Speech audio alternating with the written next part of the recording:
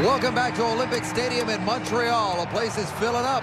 Starting to bounce in here. Dave Randorf along with Jock Climbey, Matt Dunnigan, and Chris Schultz. As Brian Williams just told you prior to the break, the league confirming 66,000 sold and counting. And the noise is going to be a huge factor, as we've talked about throughout the entire pregame, Matt. Got that right, Dave. I'm telling you, we'll see Henry Burris take his arm over his head like a lasso and just start circling around. Then he'll raise one of his legs for the actual snap, and the ball will be snapped afterwards. There'll be no audibles tonight for the Calgary Stampeders offense, and they'll have to go on silent count, and that can make a huge difference because of this noise here in the hometown crowd from Montreal. Yeah, I talked to George Cortez, offensive coordinator for the Stampeders, about whether or not audibling was an option. Of course, as you said, it's not, but they do have some hand signals, and there are certain plays in the Calgary Stampeder repertoire where Henry Burris can just give a hand signal to his wide receiver in order to communicate what he wants him to do. That's going to be something I'll be looking for, because it'll be great to see if they can find ways to communicate in this atmosphere, Chris. But between the two teams, I really think this is a bit of an advantage for the Montreal Alouettes, that although they did not play last week in front of a crowd this immense, they still played in this environment. They're familiar with the ecosystem. They're familiar with what goes on in this stadium in terms of crowd noise. What's so enjoyable as you look at these visuals, all the teams are represented in the Canadian Football League from the different areas of the country. It's fantastic. As the crowd settles in and the rest of the fans make their way to the stands and we grow closer to kickoff to get everybody revved up, here's a pregame performance from Montreal's own Mobile.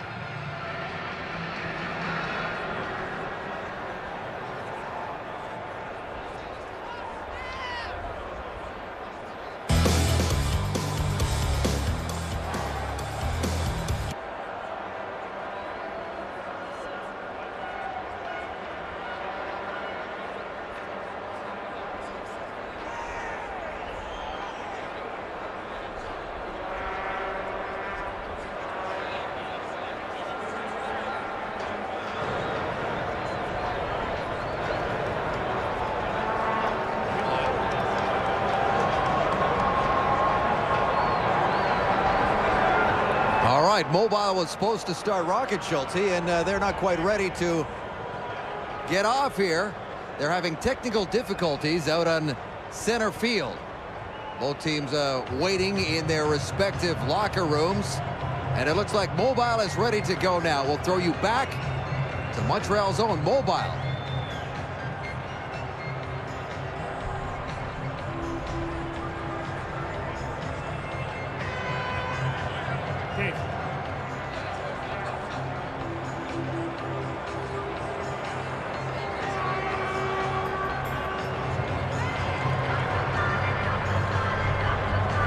And everything was really going so smoothly up until this point. Mobile will get their act together at center stage, and in the meantime, we are going to show you what record could be beaten today. Back in 1977, the Montreal Alouettes won here at home against the Edmonton Eskimos in the staple game that Brian Williams talked about earlier in our pregame show. 68,318 were there. All of the large crowds obviously have been here at the Big O.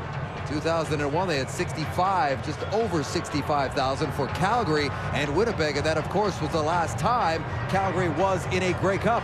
I was talking to Larry Smith, president of the Montreal Alouettes, this week about the process of trying to get to 68,000. It's very interesting. They don't just take people and they call up and you get a seat. They actually have to construct new stands in blocks of 1,000. So they have to sell some tickets, tell people they'll call them back, and then when they get to the next threshold, they build some more stands, they put another 1,000 people in, and start the process again. So he was really hopeful that they might get over 65,000 for the obvious reasons that we were discussing earlier. One thing about playing in front of a big crowd, right now the players are in the dressing room. They can hear all the noise. All right, Schulte, Mobile is off and running. Here they are.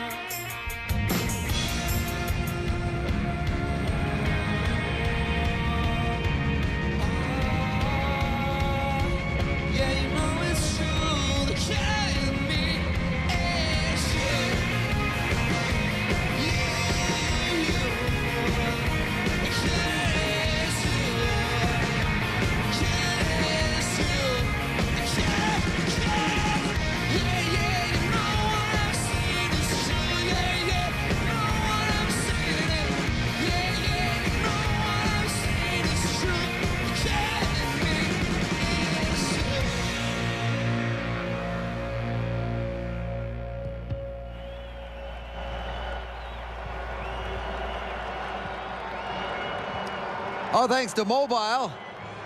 We're getting close to kickoff. The only member of our team we have yet to hear from, the two men who will call the game today. Let's take you upstairs to the booth. Here are Chris Cuthbert and Glenn Suter. Hi, guys.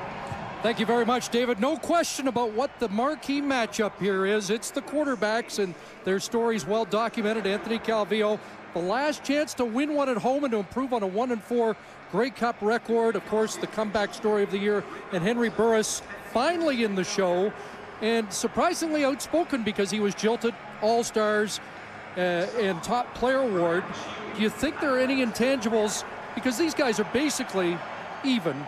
Anything about their history getting here that will help one today? You know, Chris, so much about this matchup is even, and this is the same way when you talk about the intangibles that motivate these two quarterbacks. First, for Anthony Calvillo, there's two things. One, with what he's gone through in his family situation, his wife Alexia, and that battle with cancer, Anthony Calvillo has a new perspective on life and on football, and he plays every play like it was his last. So that motivates him. He also doesn't want to be the butt. And when I'm talking about that, I'm talking about when football historians talk about Anthony Calvillo. If he should lose this game tonight, they will say Anthony Calvillo was a great quarterback, but he only won one championship in 6 starts in the Grey Cup. He wants to eliminate that. For Henry Burris, he also has 2 intangibles that are motivating him. First of all, he has always had the fact that he has not won the big game. He got halfway over that hurdle when he won the Western Final. This is the biggest game, and then that chip you talked about, Chris, on his shoulder when he finished second in the most outstanding player voting. Anthony Calvillo, of course, won that. One thing we know, it will not be decided by a vote today unless we're talking about Grey Cup MVP. Dave? Chris, Glenn, thank you very much. Boys, it's time to get the predictions out on the table here. We've watched every game, every snap. Who's going to win today, Schulte, and why? I like the Montreal Alouettes to win this football game. I think their offensive line is really good. Watch out for Avon Cobourne. I think he's the difference maker. Schulte, I'm going Henry Burris. I want to see him win his first. He's had a phenomenal year. I think his legs and his strong arm can be the difference, Chuck. I got it 43-39 Calgary. I'm going with Montreal, and I think it's because they've got more guys with Grey Cup experience. I think that is critical in these situations. They also played better last week than Calgary did, and they got home field advantage. They do, but it's tough to win this Grey Cup at home. Only 3 teams have won it at home in the last 55 years. Why? Because it's difficult. The Calgary Stampeders are 9-1 in their last 10, 2 losses in their last 3.5 months, and they got a chip on their shoulder, Jock.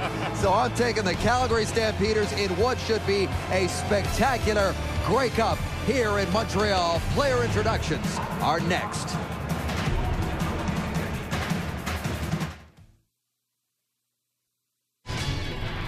This SportsCenter update is brought to you by Olympus. Start believing.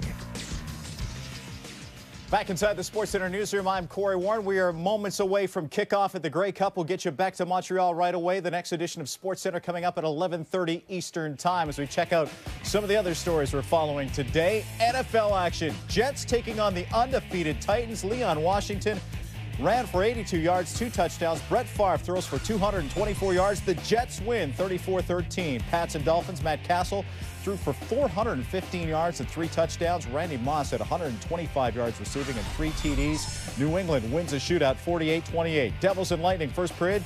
New Jersey gets on the board first. Mike Rupp with the tip. Zach Parise has added another. It is 2-0 there right now. And, of course, earlier today, the Celtics beat the Raptors 118-103. Highlights and all your Grey Cup reaction coming up on SportsCenter, 11:30 Eastern.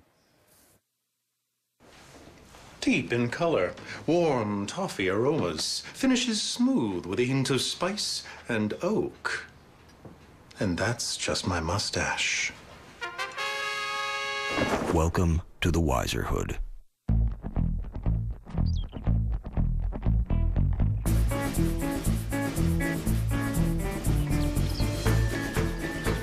With the new RBC Visa Infinite Avion card, you can get there sooner with points that go further.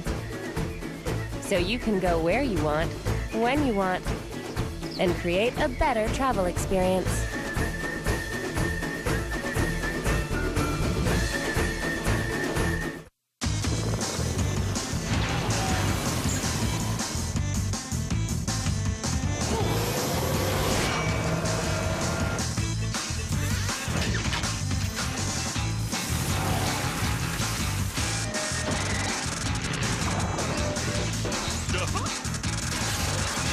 Banjo-Kazooie, Nuts and Bolts.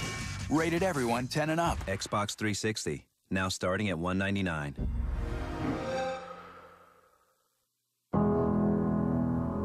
Millions of people, everyone out for themselves. Can this really be the only way? No. Here's to honor. And to gallantry. Long may it live. Here's to doing the right thing. Here's to a code of behavior that sets certain men apart. Here's to us. Live with chivalry. Derek Jeter, humanitarian, leader, athlete, for the Movado Precision Timepiece Series 800. The art of performance. Movado Series 800.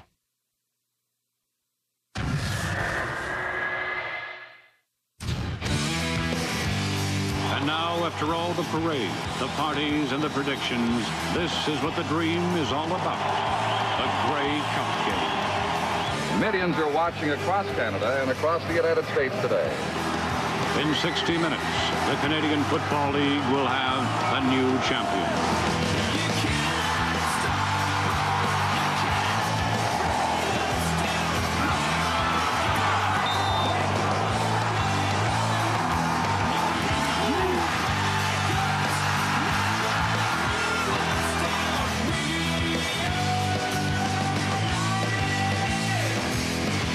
Concussion, dislocated elbow, one spinal injury. Tore my tricep tendon off the bone.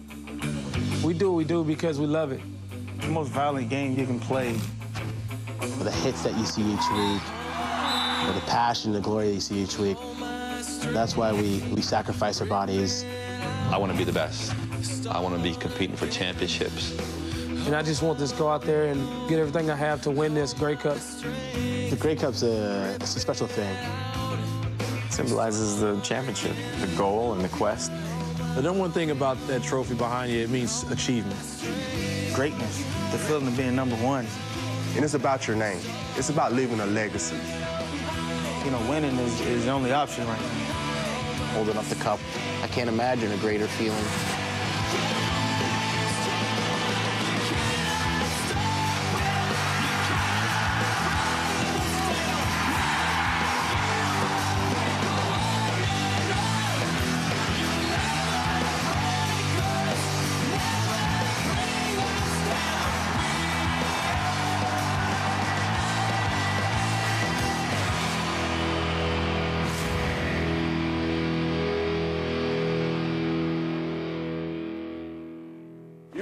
Right now we are 14-5.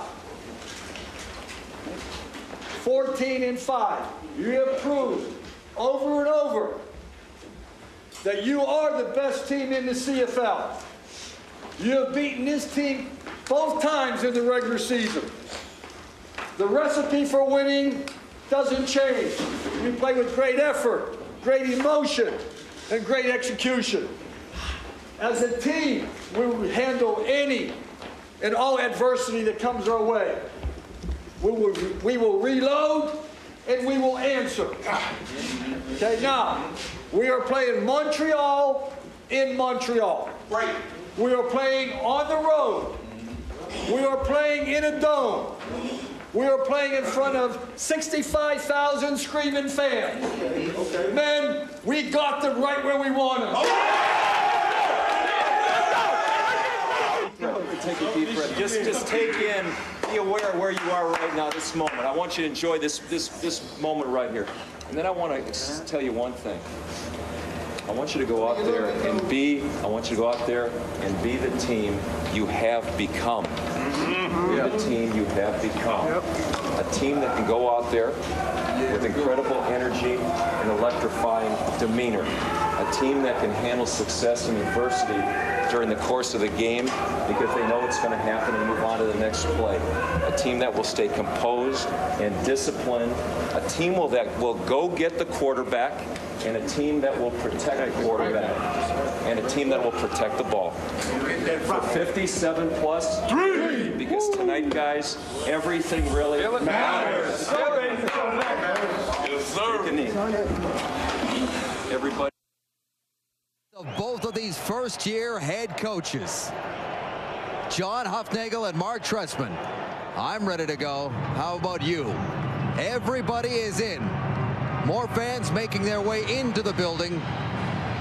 A crowd of at least 66,000 await the 96th Grey Cup Classic between the Calgary Stampeders and the Montreal Alouettes. Now for player introductions, we will bring in TSN's Rod Black, and from RDS, David Arsenault. They will handle the introductions. In what must be an anxious moment for both teams, waiting in the tunnels. Those guys are ready to run through a brick wall right now, and I love the demeanor of those two head coaches. I think it's symbolic of the way they've organized themselves and their teams all year long. They're calm, but they are getting these guys fired up and ready to play. Well, the number one thing I'm looking for when you watch the players' introductions, I want you to notice the intensity on their face. This is when you come to the realization, I have the opportunity to win this, to get the ring. The ring is what's happening right now, a championship ring. Schultz, you listen to Trestman and Hufnagel. Those guys simply reinforce the positive of their team. The most critical time of the season. They left them with great thoughts, Dave, and their teams are now ready. They're ready to come out. Here are Rod Black from TSN and David Arsenault from RDS to handle the player introductions. Mesdames et messieurs, veuillez vous joindre à nous afin de souhaiter la bienvenue aux équipes championnes des sections Est et Ouest dans le cadre du 96e match de la Coupe Grey disputé au Stade olympique à Montréal, au Québec. Ladies and gentlemen, it's now time to meet the East and West Division championship teams in this, the 96th Grey Cup, here at Olympic Stadium in Montreal. First, to the West Division champions, the Calgary Stampeders, and their defensive starting lineup. At defensive end, from Michigan State University, number 42, Mike Labinjo. Ailier défensif de l'Université Michigan State, le numéro 42, Mike Labinjo. At defensive end, from Northwood University, number 39, Charleston Hughes. Ailier défensif de l'Université Northwood, le numéro 39, Charleston Hughes. At defensive tackle from the University of Iowa, number 93, Howard Hodges. Plaqueur de l'Université Alabama à Birmingham, le numéro 97, Eddie Freeman. University of Alabama, number 97, Eddie Freeman, and Howard Hodges, and now linebacker from the University of Alabama, number 43, Salim Rashid. Secondaire de l'Université Alabama, le numéro 43, Salim Rashid. At linebacker from Miami of Ohio, number 2, Joanne Armour. Secondaire de l'Université Miami of Ohio, le numéro 2, Joanne Armour. At linebacker from the University of Massachusetts, number 23, Shannon James. Secondaire de l'Université du Massachusetts, le numéro 23, Shannon James. At corner from the University of South Dakota, number 33, Dwight Anderson. Demi-coin de l'Université South Dakota, le numéro 33, Dwight Anderson.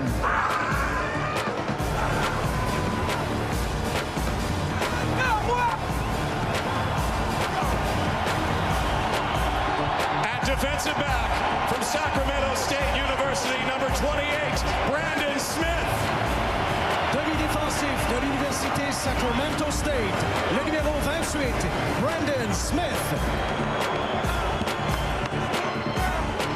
At safety from the University of Manitoba, number 31, Wes Lysak.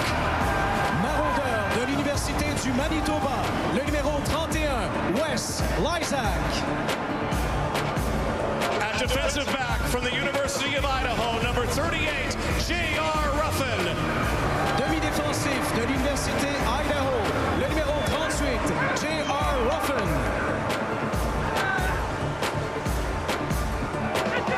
And at corner from Oregon State University,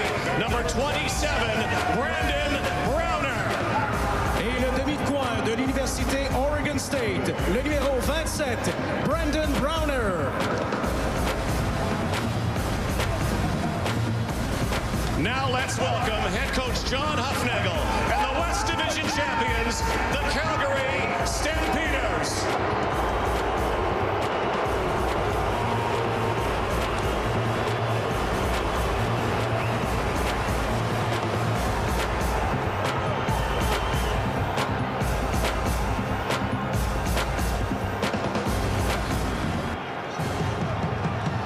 Et maintenant, voici la formation partante à l'attaque des Alouettes de Montréal.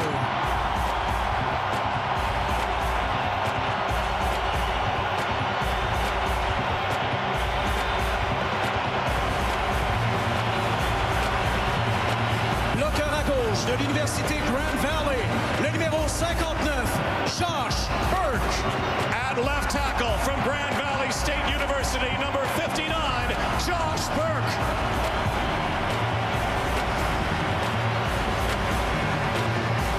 Garde à gauche de l'Université Western Michigan, le numéro 65, Paul Lambert. At left guard from Western Michigan University, number 65, Paul Lambert. Centre de l'Université Washington State, le numéro 68, Brian Chu. At center from Washington State University, number 68, Brian Chu.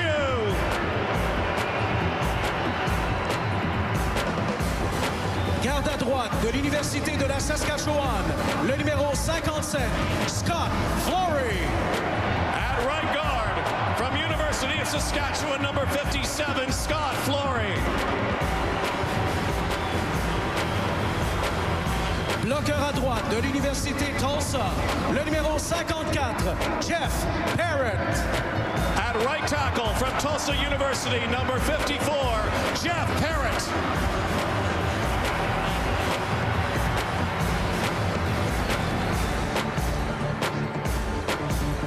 Receveur éloigné de l'Université Furman, le numéro 85, Brian Bratton. At wide receiver from Furman University, number 85, Brian Bratton. Receveur éloigné de l'Université Georgia Tech, le numéro 81, Kerry Watkins. At wide receiver from Georgia Tech University, number 81, Kerry Watkins.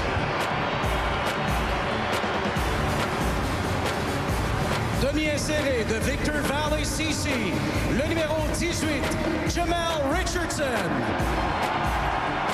At slot back from Victor Valley CC, number 18, Jamal Richardson. Demi-inséré de l'Université Brigham Young, le numéro 86, Ben Cahoon. At slot back from Brigham Young University, number 86, Ben Cahoon. Centre arrière de l'Université Stanford, le numéro 7, Kerry Carter. At fullback from Stanford University, number 7, Kerry Carter.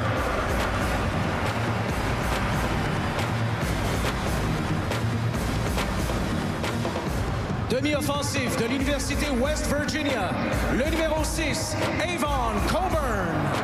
At running back from the University of West Virginia, number 6, Avon Coburn.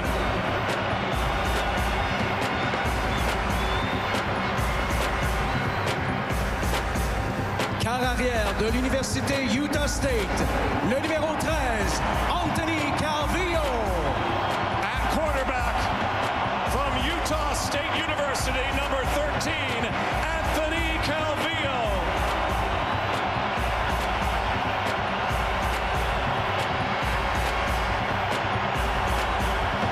Et maintenant, accueillons l'entraîneur-chef Mark Trussman et les champions de la section Est, les Alouettes de Montréal.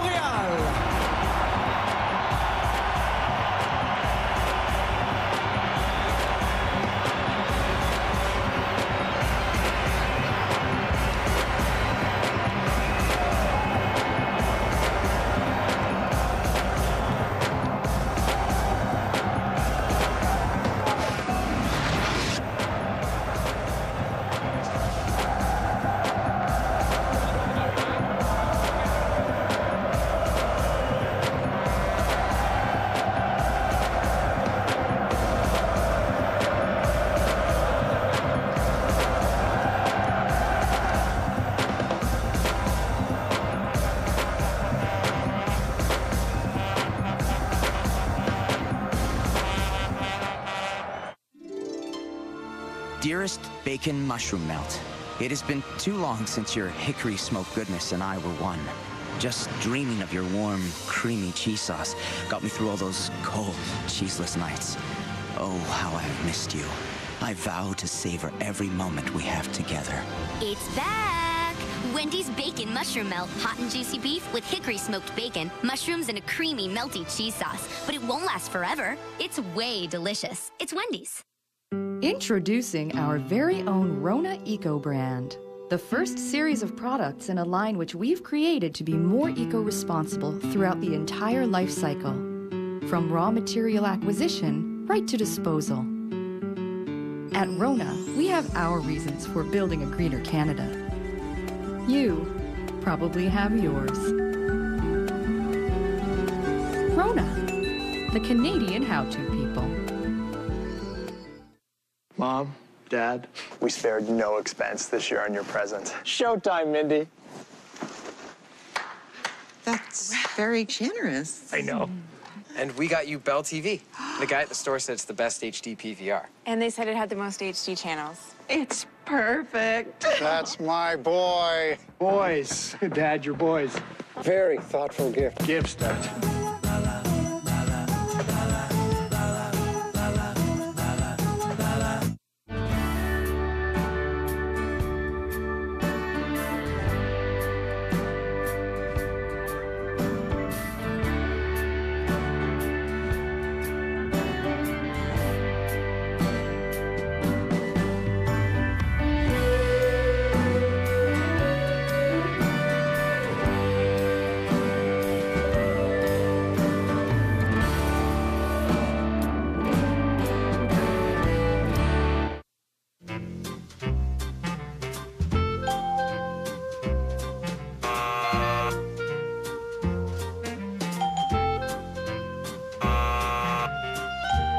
Relieving pain and inflammation can help you enjoy an active lifestyle.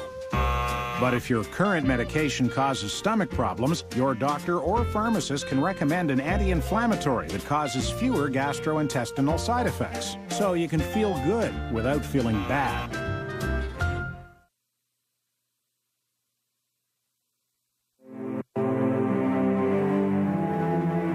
To all the heroic men and women of the Canadian Forces who have made the ultimate sacrifice in defense of our freedom.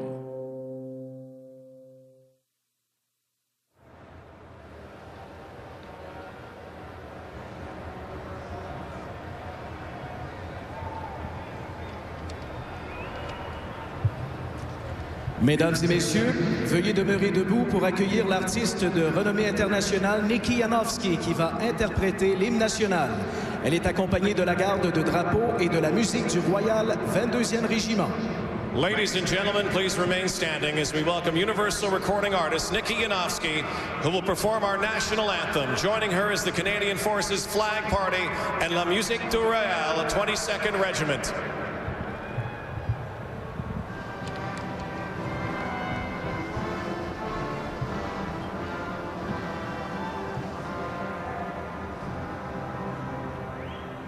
Oh, Canada, terre de nos aïeux,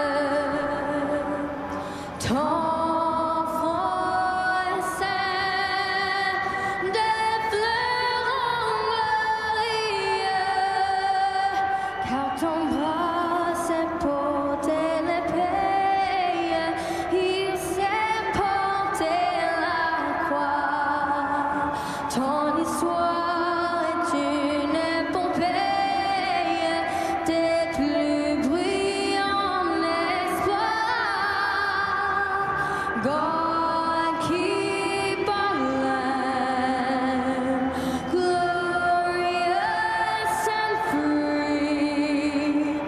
Oh, Canada, we stand on guard for thee.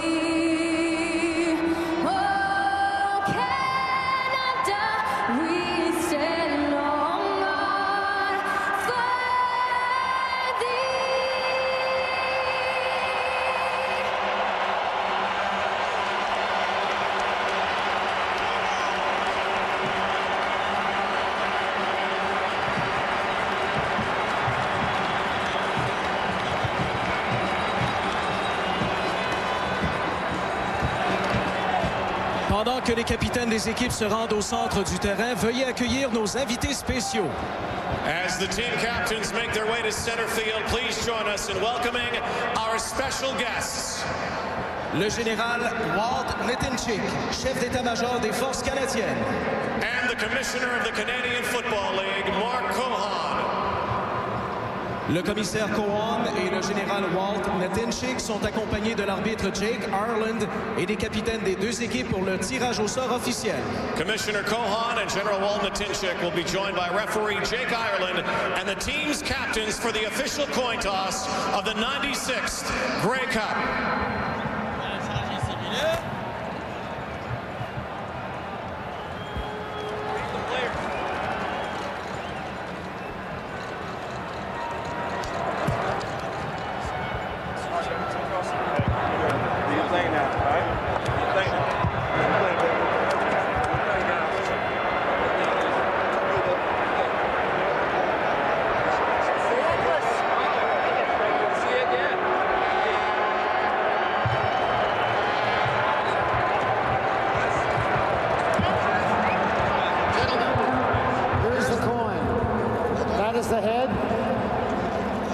That is the tail. Montreal, who is your spokesman? What is your call? Heads is the call. General? Sir, thank you very much, guys. Ready? It is a tail. Calgary, you have won the toss. You would like the ball. Which end? Switch it around. Good game, guys. Calgary will receive. Have a good game, gentlemen.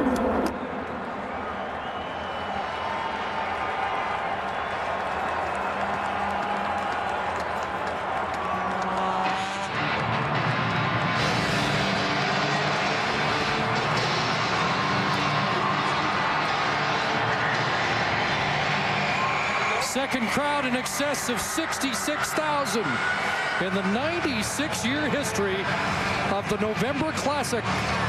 Let's head down to the sidelines and join Sarah Leske with Mark Trustman. Thanks so much.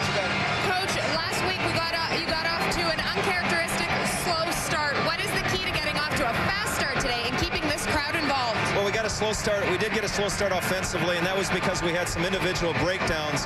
It wasn't a collective breakdown, so we just got to come out tonight, keep our composure, get off to a good start, and I think everything will relax from them. Thanks so much. You bet, Sarah. Let's send it on over to the West. Farhan Lalji with Coach John Hufnagel. Such a young team in terms of Grey Cup experience. How do you keep them from getting lost in the moment? Well, Farhan, we played a lot of big games already in the regular season and last week in the playoff game. We treated this week just like it was a normal week, and they're ready to roll. Thanks, Coach. Let's send it up to Chris and Glenn. Thank you, Farhan. The partisan Montreal crowd hoping to witness the first Grey Cup victory by a home team since BC in '94. Calgary looking for a little deja vu, winners of the last Grey Cup game here at Olympic Stadium. They were the best two teams in the regular season. Their franchise have each won 5 championships in their history. And they had the 2 finalists for outstanding player. All is as it should be in the world of Canadian football to have these 2 teams in the Grey Cup championship.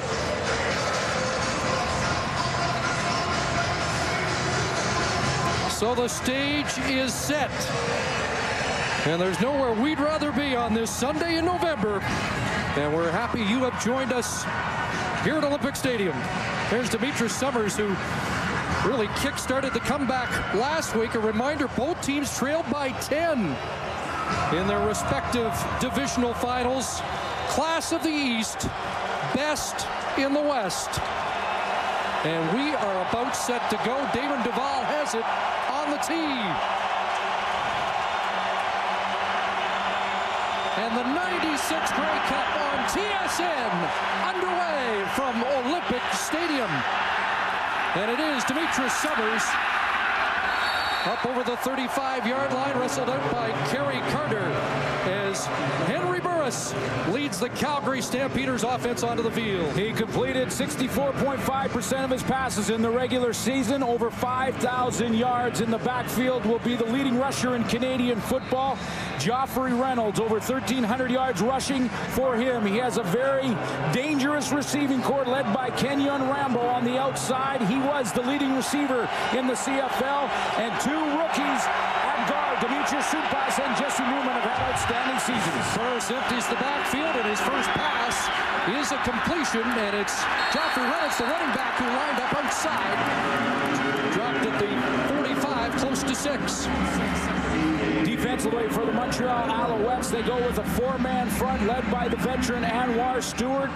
Anwar Stewart, 8th year in the Canadian Football League. Reggie Hunt is the middle linebacker.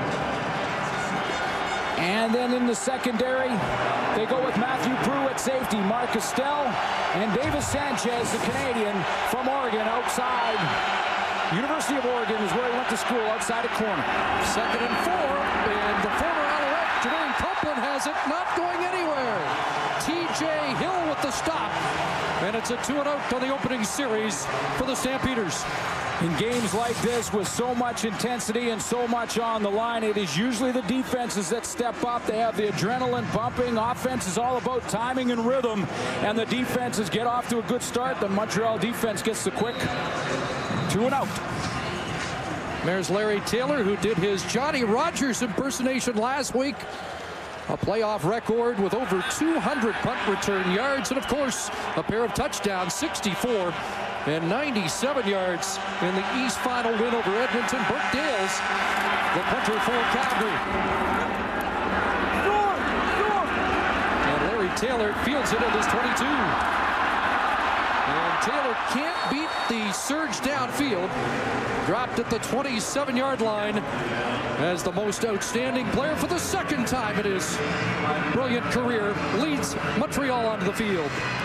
5,633 yards passing for Anthony Calvillo. Avon Coburn is in the backfield along with Kerry Carter, the fullback. There is the receiving corps. Ben Cahoon, the go-to guy for Anthony Calvillo. They came into the league together in 1998. A veteran offensive line led by Brian Chu. Starting lineups brought to you by Castrol. More than just oil, it's liquid engineering. First down for the Alouettes, and Anthony Calvillo throwing to his back, Avon Coburn, jolted out by Dwayne Carpenter.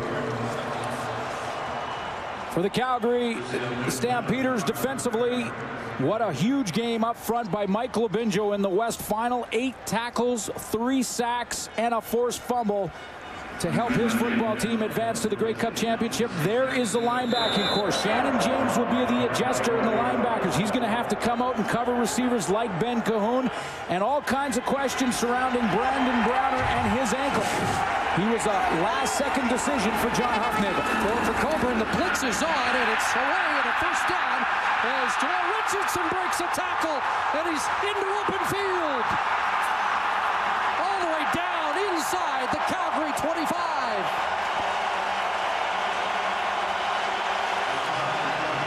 55 yards for the man who led the CFL in touchdown receptions in 2008.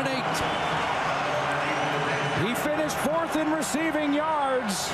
Mark Trestman, the head coach of the Montreal Alouettes, likes to script his first 15 plays, and there is Jamal Richardson right there, the middle guy on the 3-receiver side. He's just going to run that quick slant, and that looks like it's a get-open J-Rich play. That's a play where it just says, hey, Jamal Richardson, go ahead, get open. First down, and there's Ben Cahoon. These two combining in their 6th Grey Cup together, the most prolific tandem in Grey Cup history. I mentioned they started together in 1998. Anthony Calvillo and Ben Cahoon, and no quarterback receiver combination have played in more Grey Cup games than these two.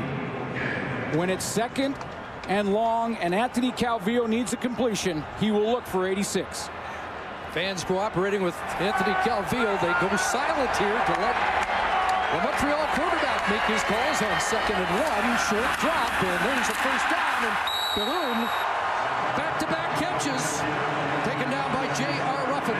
Ben Cahoon is so sneaky good. He will slip in behind Kerry Watkins, the wide receiver, on the play, and he has all kinds of ways to get open. You can see his eyes and how he is studying his defensive back, J.R. Ruffin. He slips in behind the rub, basically right here, with Kerry Watkins coming down in what's called change motion. Kerry Watkins comes down the field, and right in behind him is Ben Cahoon.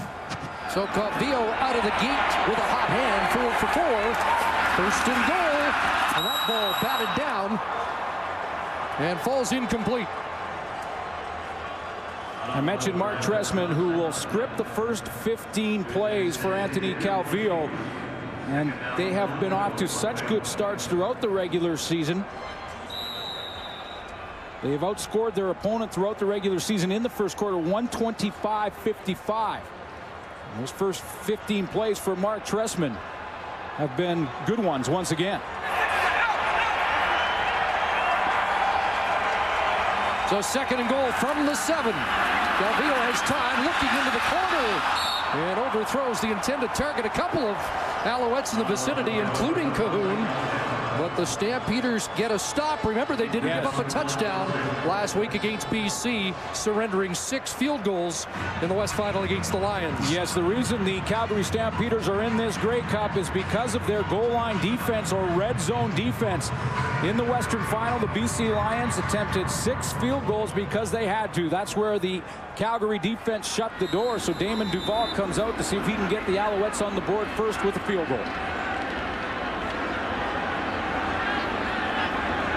Duval 3 for 5 in Grey Cup play. And this from 14 yards out with Cahoon holding. And Duval puts it through. First blood, Montreal in the 96 Grey Cup game.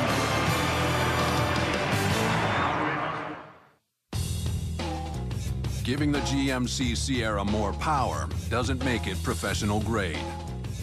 Giving it 315 horsepower while making it the most fuel-efficient 4x4 full-size pickup does.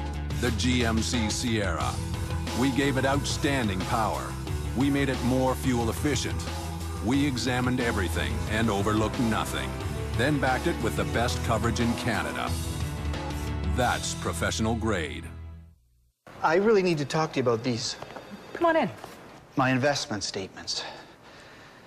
I'd like some answers.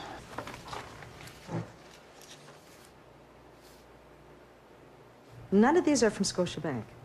I'm looking for a second opinion. So let's get started. Right now. Get a second opinion from a Scotia advisor. A way to explore your options and make sure you're investing in what's right for you. We can help you make the most of what you have. Scotiabank. Some of Vancouver's urban youth face tough life challenges, but against this backdrop, there are a few who refuse to be counted out. This is Josh. He recently graduated from the Rona Vancouver 2010 fabrication shop. While building items for the 2010 Winter Games, he earned his first-level carpentry certificate. And now he's been hired to help train the next round of participants coming through the program. Of all the items being built here, the most valuable are second chances. Rona, the Canadian how-to people. The 2008 Grey Cup on TSN, presented by Wendy's, is brought to you in part by Wendy's Baconator, the official hamburger of the CFL. It's way delicious. It's Wendy's. And by Rona, proud sponsor of the CFL. Rona, the Canadian how-to people. Well, they are filled to the top here of Olympic Stadium. There's the view for some of these rabid Alouette fans, liking the start by their team. And Duval kicks it off. Again, Summers starting from his 10. A couple of 50-yard-plus returns last week. Summers dropped right at the 35 as Henry Burris goes back to work. You see in the 2 games that the Calgary Stampeders played Montreal this year in the regular season, they won both. And Henry Burris, in one of those games, over 400 yards and 5 touchdown passes. to 5 different receivers. That was the game at McMahon. They had to come from behind in Montreal. They faced an 11-point deficit on that day. And now it gets loud. Trying to disrupt. Play action or pump, and then underneath it goes, and the former Alouette does another catch, Jermaine Copeland. And Henry Burris, throughout his career, has had to fight that reputation that he couldn't win the big game. He's halfway over that hurdle after leading the Calgary Stampeders past the BC Lions to the Grey Cup Championship, but it doesn't get any bigger than this one. And he can make all of that go away with the win tonight. 6 for Copeland, 2nd and 4, and Teo Johnson checks in as an extra receiver. Here comes the rush underneath. Nick Lewis the catch. Forward progress, the 45 before he is drilled back. Reggie Hunt, the middle linebacker, with the tackle, and Hunt, the only player on the field who can register back-to-back Grey Cup wins. Talked to Reggie Hunt about his preparation before the big game, and I loved what he said. He said, I'm going to go home, I'm going to watch a little film, I'm going to relax with my favorite movie. And guess what that favorite movie was? Any Given Sunday? Gladiator. Gladiator, you'd like that. And as I told him, I said, hey, you and I have the exact same favorite movie, Reggie. And he said, you know what, I love it because it's about the battle, and we'll be in a battle tomorrow on Sunday. And Reggie Hunt, the leader, he is the guy in that Montreal defense that will call the signals. He will make the checks and change out of different defenses for the Montreal Alouettes, depending on what John Huffnagel's offense gives him. How about this? Not even 6 minutes in, and John Huffnagel has the first difficult decision to make. Just about a full yard. 3rd and 1.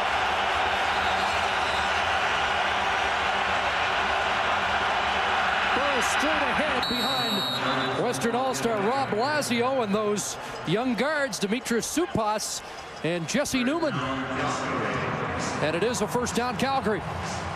Well, when it comes to short yardage, whether it's down on the goal line or in the middle of the field on a 3rd down gamble, it's about leverage and which one, the offense or defensive line, get the lowest. And you can see how low in that 4-point stance that offensive line is for the Calgary Stampeders. By 4 points, I mean the 2 feet and the 2 hands down low and ready to just push that defensive line back. Initial first down for the Stamps.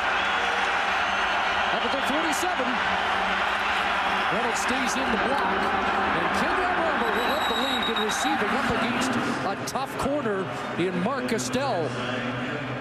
Mark Castell missed 4 games in the regular season due to injury. In the 2 games that they played against the Calgary Stampeders, he was available, made 12 tackles in those games. Now, that's good and bad for a corner. It's good because he is involved coming up to make the stops, but if you're making a lot of tackles out at the corner position, could mean they're picking on you, too, and that's where Kenyon Rambo lines up, the leading receiver in the Canadian Football League. 100 catches, and he was the most dangerous receiver for Calgary against Montreal. Early movement, and we get evidence of the noise being a factor here. And it looked like the right guard, Dimitri Supas, may have been first to flinch.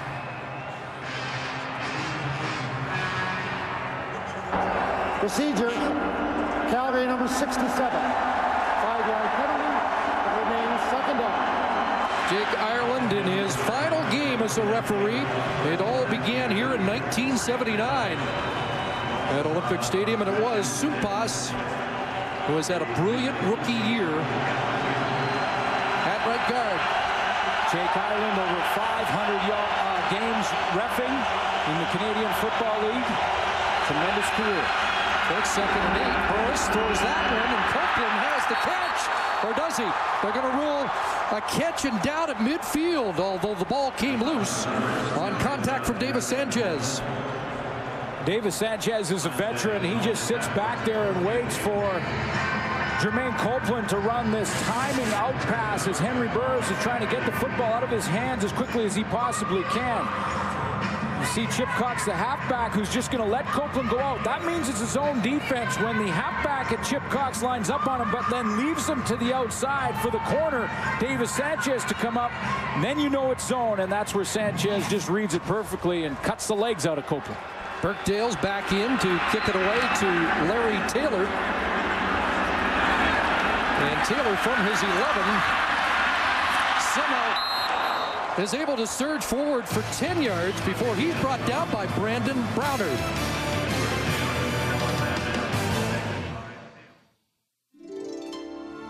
Dearest Bacon Mushroom Melt, it has been too long since your hickory smoked goodness and I were one. Just dreaming of your warm, creamy cheese sauce got me through all those cold, cheeseless nights. Oh, how I have missed you. I vow to savor every moment we have together. It's back! Wendy's Bacon Mushroom Melt. Hot and juicy beef with hickory smoked bacon, mushrooms, and a creamy, melty cheese sauce. But it won't last forever. It's way delicious. It's Wendy's. I really need to talk to you about these. Come on in. My investment statements. I'd like some answers.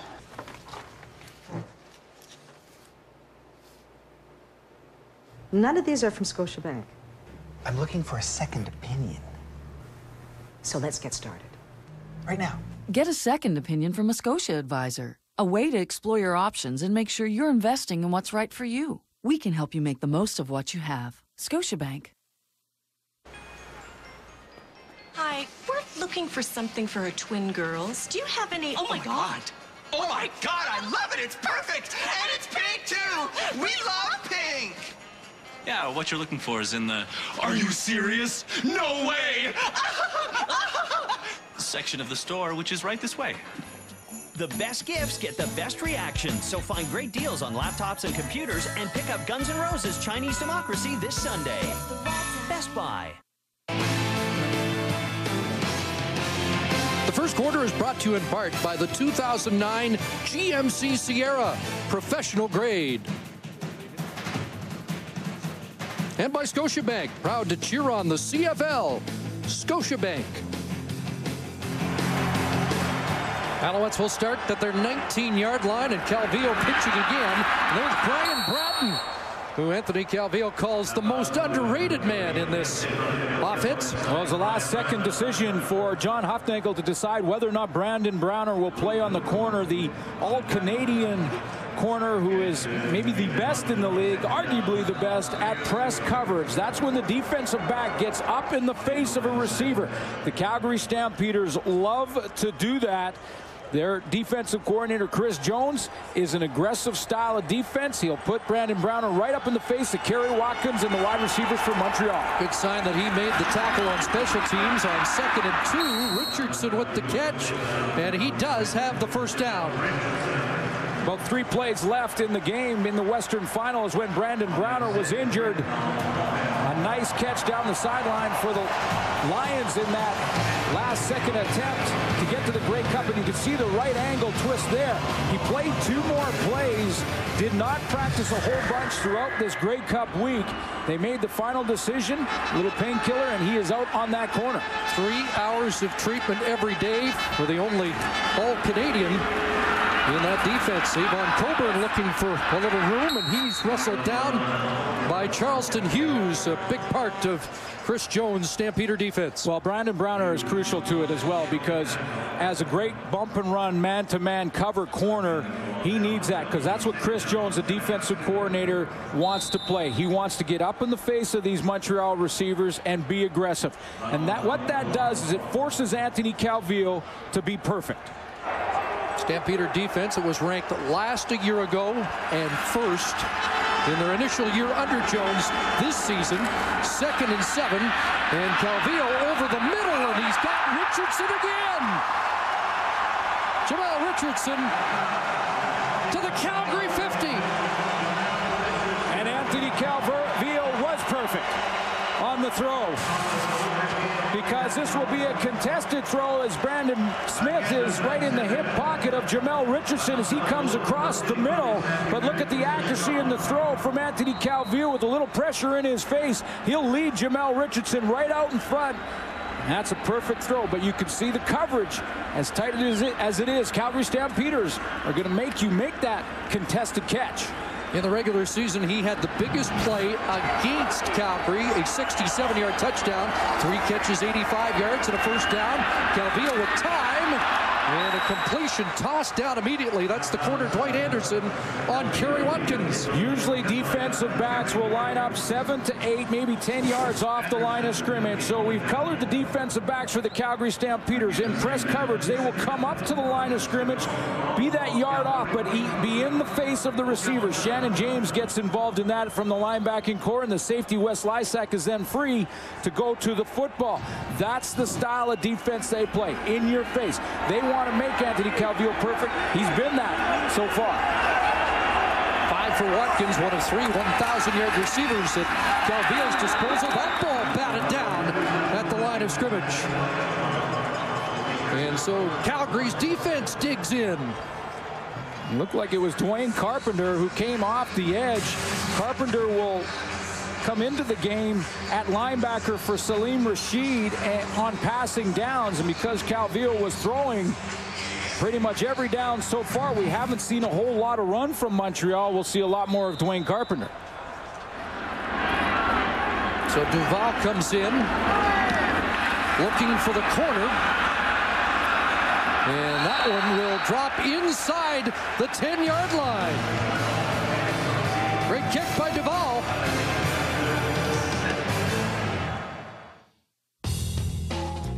Giving the GMC Sierra more power doesn't make it professional grade. Giving it 315 horsepower while making it the most fuel-efficient 4x4 full-size pickup does. The GMC Sierra. We gave it outstanding power. We made it more fuel-efficient. We examined everything and overlooked nothing. Then backed it with the best coverage in Canada. That's professional grade.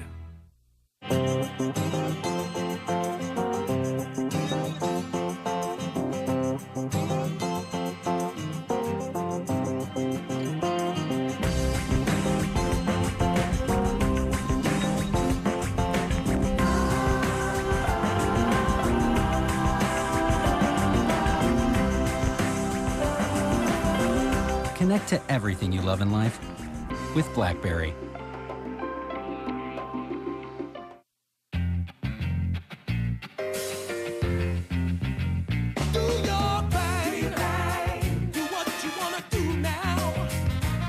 Ramada Worldwide.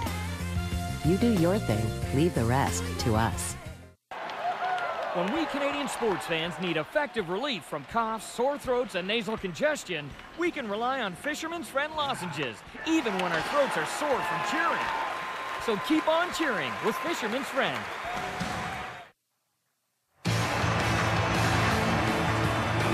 Stay tuned for the Diet Pepsi halftime show featuring Theory of a Dead Man, Susie McNeil, and Andre Waters. Coming up at halftime. Great placement kick by Duval, backing Henry Burris up at the Stampeders 7-yard line. And Jeffrey Reynolds with his first carry finds a little room up the middle. 5 for Reynolds, the leading rusher in the Canadian Football League this season. Yeah, very important for Henry Burris to get Joffrey Reynolds involved in this football game. Had close to 100 yards rushing in both the games against the Montreal defense, so he's had some success running against Montreal. But Henry Burris's game is play action, get outside the pocket, use his athletic ability, and that means that he needs Joffrey Reynolds involved. Big second down play, 2nd and 5 to give him some real estate, and there's Copeland, and Jermaine Copeland getting used very early in this game. That's his 3rd catch. Khalil Carter, the former Argonaut, with the tackle. This is the progression. Once you run the ball successfully on 1st down, then Henry Burris right here at the quarterback. Now he goes with play action, and that's simply the fake to Joffrey Reynolds. That pulls Anwar Stewart back, and what it does is it buys Henry Burris another couple of seconds to complete that pass for a 1st down. A big one it is. Jermaine Copeland had an off year, but Henry Burris was consistent. He said, we need Copeland to get to Montreal. Looks like they need him even more here. Reynolds straight ahead. He ran into number 1, Reggie Hunt. 61 tackles in the regular season for Reggie Hunt.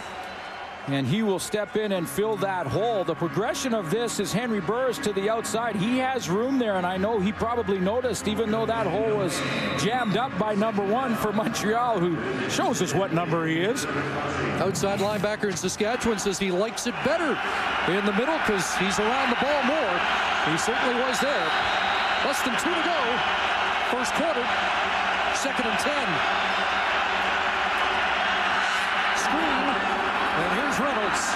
Up across the 30 with a nifty move. It's still going. Cut down at the 42. Khalil Carter again, the tackle. That's another big first down for the Stamps. Boy, is it ever, and a great call by George Cortez to start things out for Henry Burris. Go with the screen play, takes advantage of that adrenaline pumping by the Montreal defense to just let the defensive line get some penetration and then throw it off to Joffrey Reynolds. And what a move in the open field on Diamond Ferry to pick up that first down. Nice call by George Cortez, even better execution. Better start for Burris than a week ago. He's 8 for 8 out of the gate. And back inside, Demetrius Summers. And somehow broke the tackle. And Summers spelling Joffrey Reynolds. Close to another first down up across the 50-yard line. Well, it looked like that was all plugged up. It was Reggie Hunt again who filled the hole, but Demetrius Summers just did not stop. The legs kept churning, and he ended up breaking those 2 tackles in the middle and bouncing to the outside for a couple of extra yards. Stampeder drive started at their own 7. And they found a little traction here up at the 53-yard line. 2nd and a yard, and all kinds of plays in the playbook for George Cortez. They'll stay on the ground, and Reynolds should have the first down, but not a whole lot more. Brought down by Jermaine McIlvain. And so far, the crowd not the factor that Henry Burris thought it could be, and they may turn up the volume here as the Calgary Stampeders continue to drive this football because the Montreal defense needs the help right now. We should make the point it is neutral site, so the Alouettes as a team cannot use the scoreboard to help encourage the fans. Well, here they go. They're starting to turn it up. Should be the final play of the first quarter. Burris for time. And an open man. There's Kenyon Rambo. As the defender slipping on the play, Marcus Dell gave Rambo room. And he'll step out at the Alouette 31-yard line on the final play of the opening quarter, with the Alouettes on top by a field goal. I really need to talk to you about these. Come on in. My investment statements. I'd like some answers.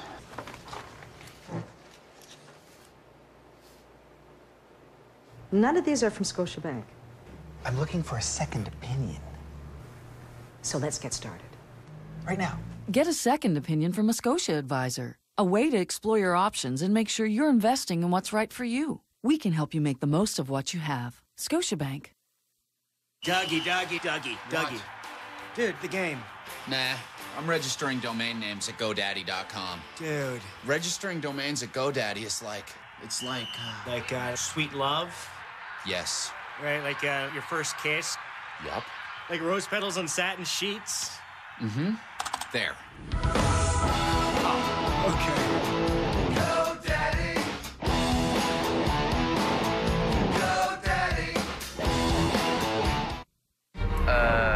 Ground control. We have a problem. Switching to lithium power. I feel better already.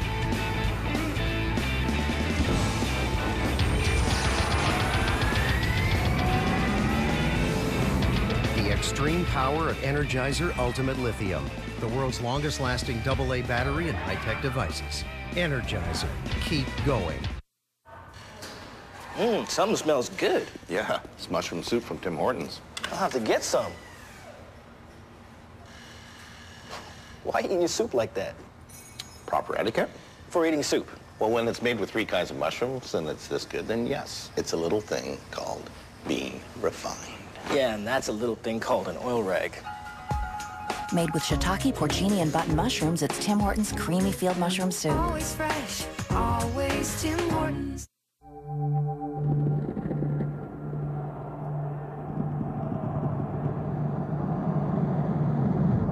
When you're in the zone, time almost stands still. Your peripheral vision expands, but at the same time, you focus. People take a lot of different paths to get to the zone, but many of those paths have the same starting point.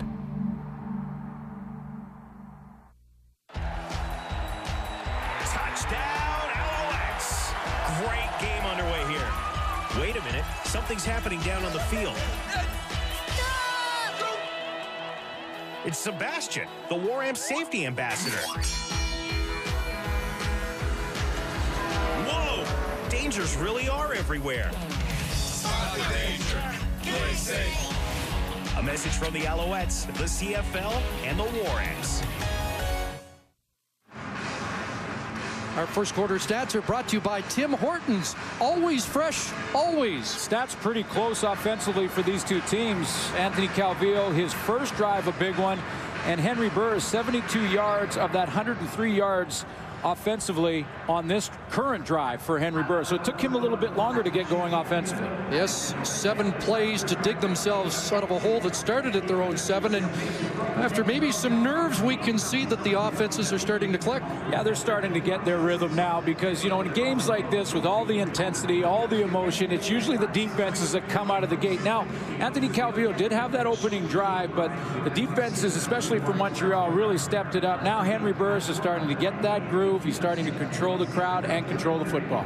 Burris 9 for 9 to start, and you got to give the defense credit for Calgary because twice Montreal was deep and only came away with 3, and now it's the Stampeders who are threatening after the Kenyon and Rambo catch of 25 yards.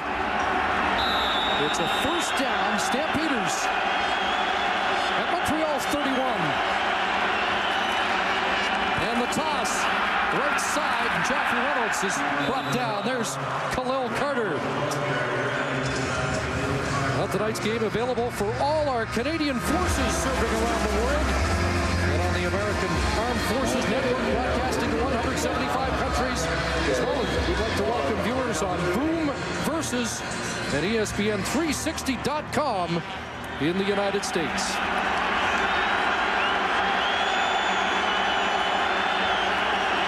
Just 1 for Reynolds. 2nd and 9. Stinks. Reynolds releases underneath. He's got it. And Joffrey Reynolds trying to power his way to a first down. And he'll be close. And the ball came loose. And the Alouettes trying to sell they've recovered. There is a penalty marker on the play.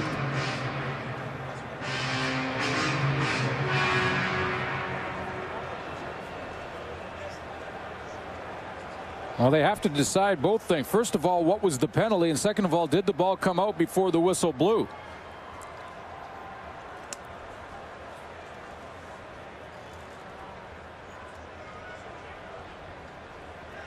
Major foul.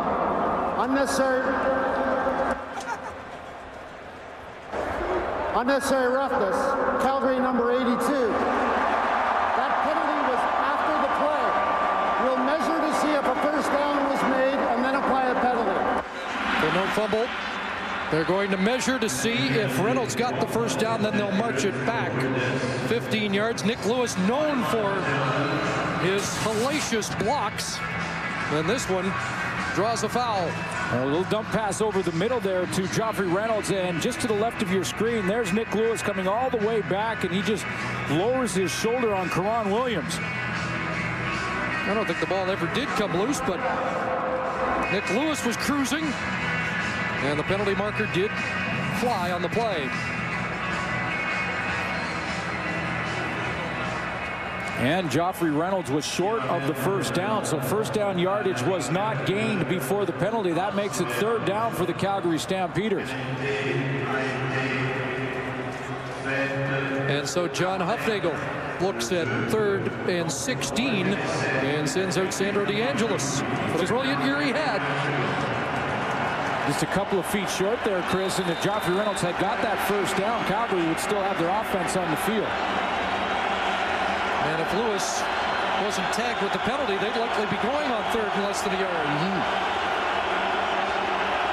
First Grey Cup attempt by one of the best. And Sandro puts it through.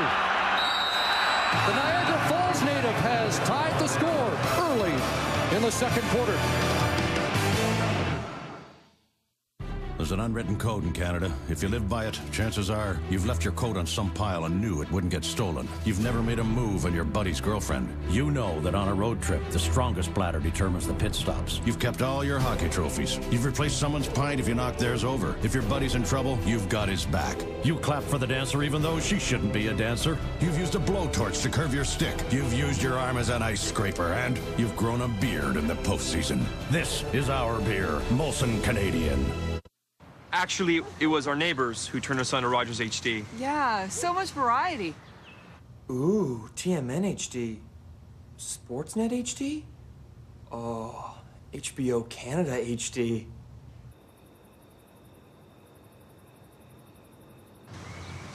Just a lot of variety. You really have to see it. Rogers has more HD variety than anywhere else. It's time to live life in HD.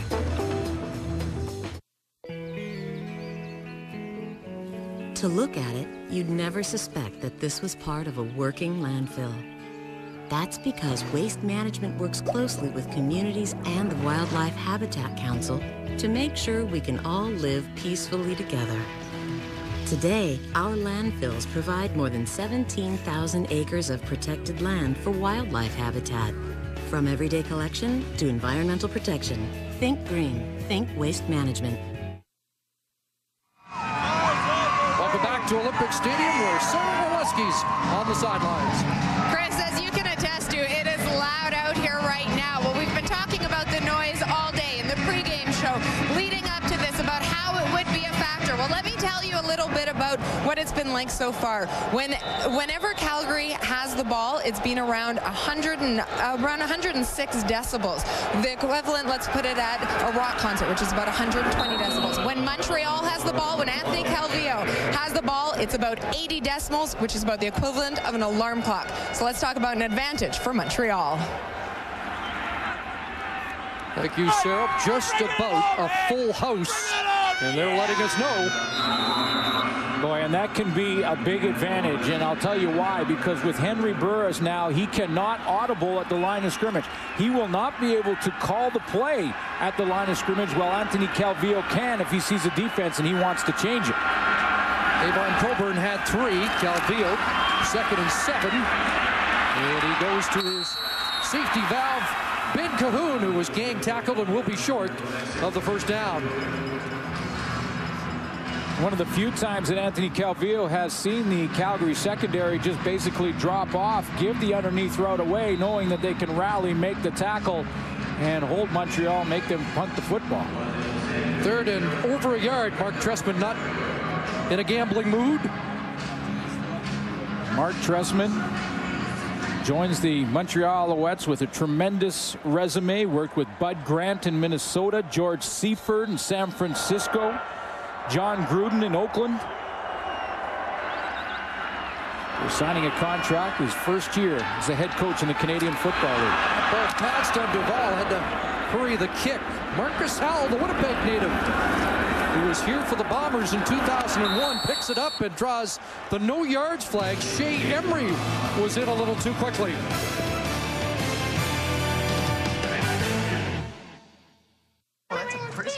Guys, look, I got the new Blackberry Pearl flip phone for Christmas. Awesome. Okay, I know it's not Christmas yet, but I'll just rewrap it and slip it back under the tree. Yeah, but where's the surprise on Christmas? It's perfect! A pearl flip phone! How's that? Wow, that was okay. That was good. This season, get the new BlackBerry Pearl Flip. Just one of the hottest new BlackBerry smartphones, only at Rogers.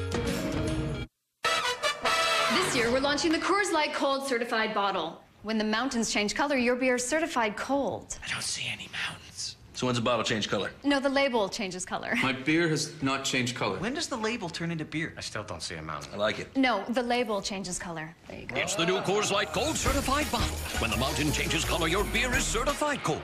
Hey guys, what's going on? Shh. Mountains are going to change color. Coors Light. Who wants a cold one? Think I'm going to the bathroom. Want to go? I don't really have to go, but I'll keep you company. Where you ladies going? You are what you eat. So make it a hungry man. With a pound of hearty food, you can eat like a man. It's good to be full. Long buried in a fallen civilization, the power of the underworld will be unleashed.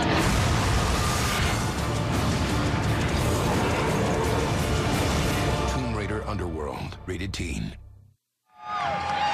Back in Montreal, Calgary has the football, and Farhan Lalji's on the Calgary sideline. Well, Chris, the Alouettes can't pump in crowd noise today, but the Stampeders did it all week at about 100 decibels to get ready for this game. It's all about communication. Normally, quarterbacks just wave their hands forward. That's a signal for everyone to get started. But Burris has got to split it up. He'll twirl his arm like this. That means his receivers can get started in motion. Then he'll lift his leg, which means his O-line, Rob Lazio, can snap it whenever he's ready. As for the O-line, they can't hear the snap, so they've either got to look into the center or they've got to wait for the defensive lineman in front of them to react before they know that the play is going. And Sucha mentioned audibles, at least of the verbal variety, are not happening. Only a few hand signals available for Henry Burris. That little Stampeder lasso to get them going? Yeah, and the reason for that, as Farhan just mentioned, is to get the motion started from the receivers. And if he's in the shotgun like he is now, Henry Burris will lift his leg. That means Rob Lazio, anytime after that, can snap the football. 2nd and 5 after the Reynolds run. And Burris underneath has another first down. And Henry Burris has completed 11 consecutive passes. It also puts a bind on the tackles, Ben Archibald, Jeff Pilon for the Calgary Stampeders, because they are now going to try and use either their peripheral vision to see the ball being snapped, or the veteran Jeff Pilon. You watch the right leg. This is what I'm talking about with Henry Burris, to now lift his leg. Anytime after that, he can get the football. Now, Pilon has to wait for the snap of the ball and the movement of the defense before he can react. Nick Lewis gives him a first down at the 51. And now Burris back to throw. This time he's going up top. And there's the first incompletion intended for Kenyon Rambo. Chip Cox in coverage.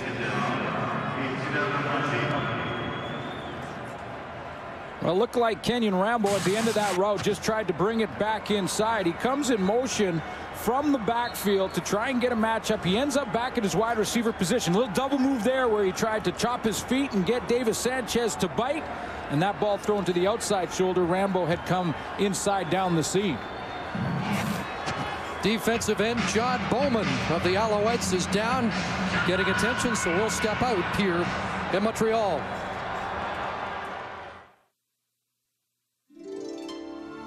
Dearest Bacon Mushroom Melt, it has been too long since your hickory smoked goodness and I were one.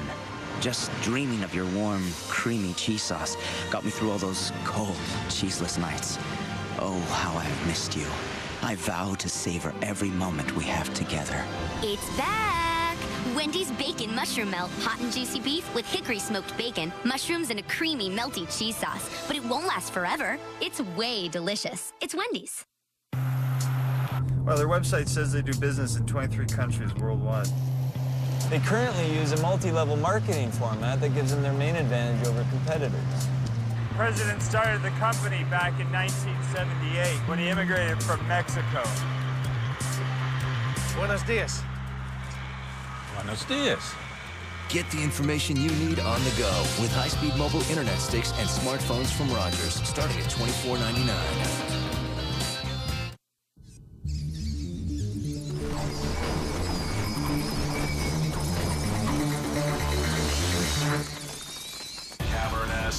The Fit, new from Honda, the Fit is go.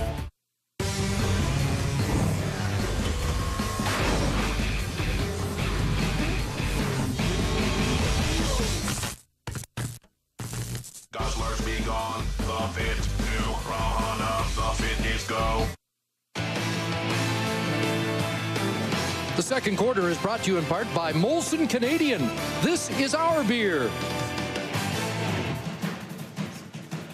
And by Rogers, Canada's fastest mobile network. John Bowman, third-year defense defensive end for Montreal out. Jermaine McIlvain takes his spot. 2nd and 10, Calgary. And jumping the gun is Copeland. And maybe another example of the crowd upsetting the Stampeders' rhythm. John Huffnagel not happy with that because of how much time they spent working on it. Calgary number 80, 5-yard penalty. It remains 2nd down. But there's no question, Chris, that that was the reason that the crowd makes it very tough to communicate. And that time, Jermaine Copeland just didn't see the signals, the physical signals from Henry Burris. So he was not just a little offside. He was 6-7 yards offside. And that'll only make them louder. 2nd and 15. And that dunk was picked up. An interception by Reggie Hunt, the former Rough Rider. And former Henry Burris teammate. 7 years in the Canadian Football League. He shows his veteran savvy here. Reggie Hunt, number 1, in the middle of your screen. Going to show like he might come on a blitz and then just quietly drop back into that throwing lane from Henry Burris. Burris locks into his target, and that takes Reggie Hunt, the linebacker, straight to the football. First turnover of this game, and sudden change. 3 interceptions during the regular season for Hunt. And Henry Burris has avoided the turnover this year. That's the first of the game. And Anthony Calvillo goes to work. And a crosser. And here's Cahoon. Blaine Carpenter will tackle him. But the man who had more catches than anyone else in the CFL this year. And there's that familiar cheer for number 86 here in Montreal. Anthony Calvillo in his 6th Grey Cup start, which is 2nd all-time in Canadian Football League history. Only Bernie Filoni had more starts in the Grey Cup, a 3-4 record. And you can see our guy, Matt Dunnigan, with 5 starts in the Grey Cup and a 2-3 record. Anthony Calvillo does not want to be that but at the end of football historians' description of his career. 11 for Cahoon, his 35th Grey Cup catch. Make it 36. He had 21 in his last 2 Grey Cup appearances. A couple of losses that can't tag him with.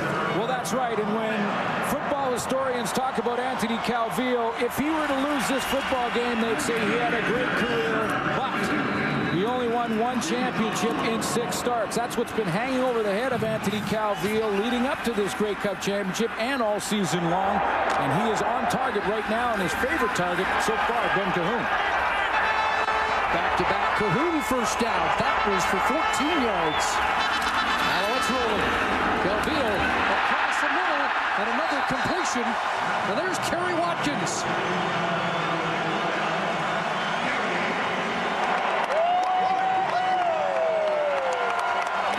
Cahoon told us yesterday, there's a guy, Kerry Watkins, Calgary can't jam. They cannot jam Kerry Watkins, reason being he may be the best receiver in the CFL at getting off of the jam. And that time he just works across the middle. If you have press coverage like we showed you earlier and you can get inside position, you can get open. Jerry Ruffin in just his 2nd game of the year is in coverage. Calvillo with that one for Richardson. And a drop inside the 5. And Ruffin there again defensively. And you can't put that one on Anthony Calvillo because he put that on the target. And Jamel Richardson, when he made his break, did not look back to the quarterback. He was distracted by the man covering him.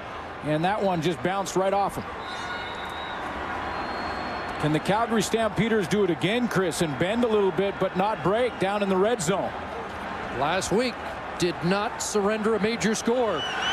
And twice so far today, they put the brakes on Calvillo. 2nd and 10. And it handed off. Coburn! Touchdown! Montreal!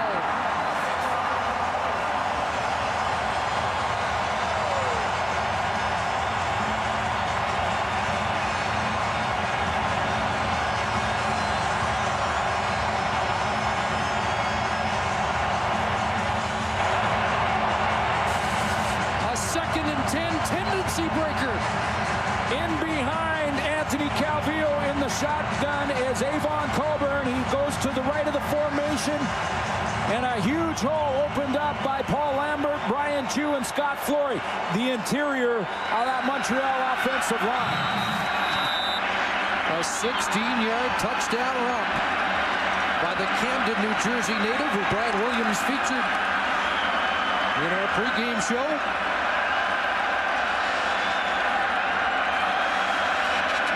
And the Alouettes have their second lead of the game. And it's 10-3 Montreal in the 96 Grey Cup game. Another grueling day on the job. You're hungry. Good thing you keep some Campbell's Chunky to Go soup at work. Chunky beef. You think about your day. Was I productive? Did I do right by my boss? You devour those big pieces of seasoned lean meat, tender potatoes, and wholesome vegetables with no artificial colors or flavors. Yeah, now you're ready to spend some time with the kids. Campbell's Chunky to Go. Fill up on the good stuff.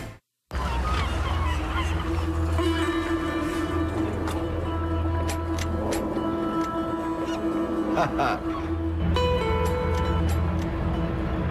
Ha ha.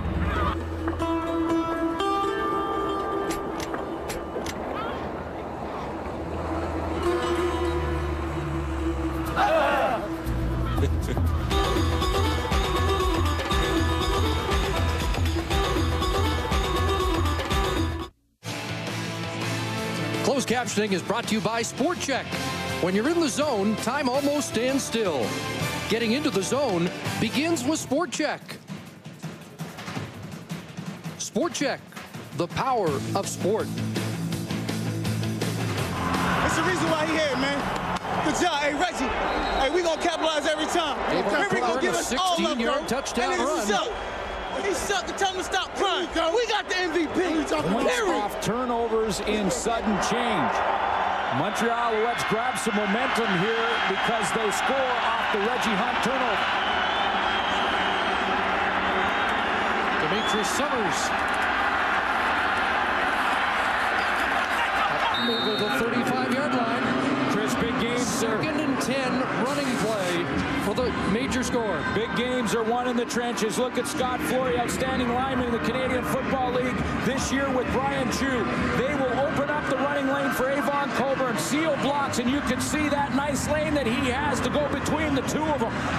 Games of this intensity, of this magnitude, are often won in the trenches, and that was huge blocking up front from the interior of that offensive line. 22 years of experience between Flory and Chew. Spring Colburn for the major. Burris back to work from his 35, and Brett Rath can't hold on.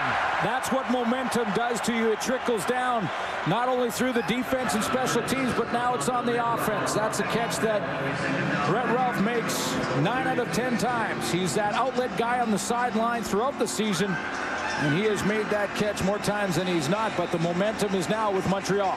First interception that Henry Burris has thrown against the Alouettes in 10 quarters this year. And he has to have a short memory right now and get rid of it. Second and 10. Now that pass skips low. Incomplete, intended for Nick Lewis. And it's a 2-and-out after the touchdown. John Hufnagel, like the responses last week when things look tough, they don't get one here. And John Hufnagel's pregame speech, he said, when we face adversity, you've got to let it go like you've done all season long. This is the first adversity the Calgary Stampeders have faced, a turnover that turns into a major. Now John Hufnagel has said all year, this is how he says it. Now it's time to go to the sideline and reload. Larry Taylor awaits. Bert Gales, born in Wasaga Beach, grew up in Brockville. In to kick it away, and we'll take a time count here as the noise continues to be a factor. And Craig Dickinson, the special teams guru on the sidelines. Violation. Calgary number 16. 5-yard penalty. It remains third down. And Craig Dickinson takes the time count there because he wants to make sure he's got everybody blocked up for Montreal. Does not want to block punt in this situation.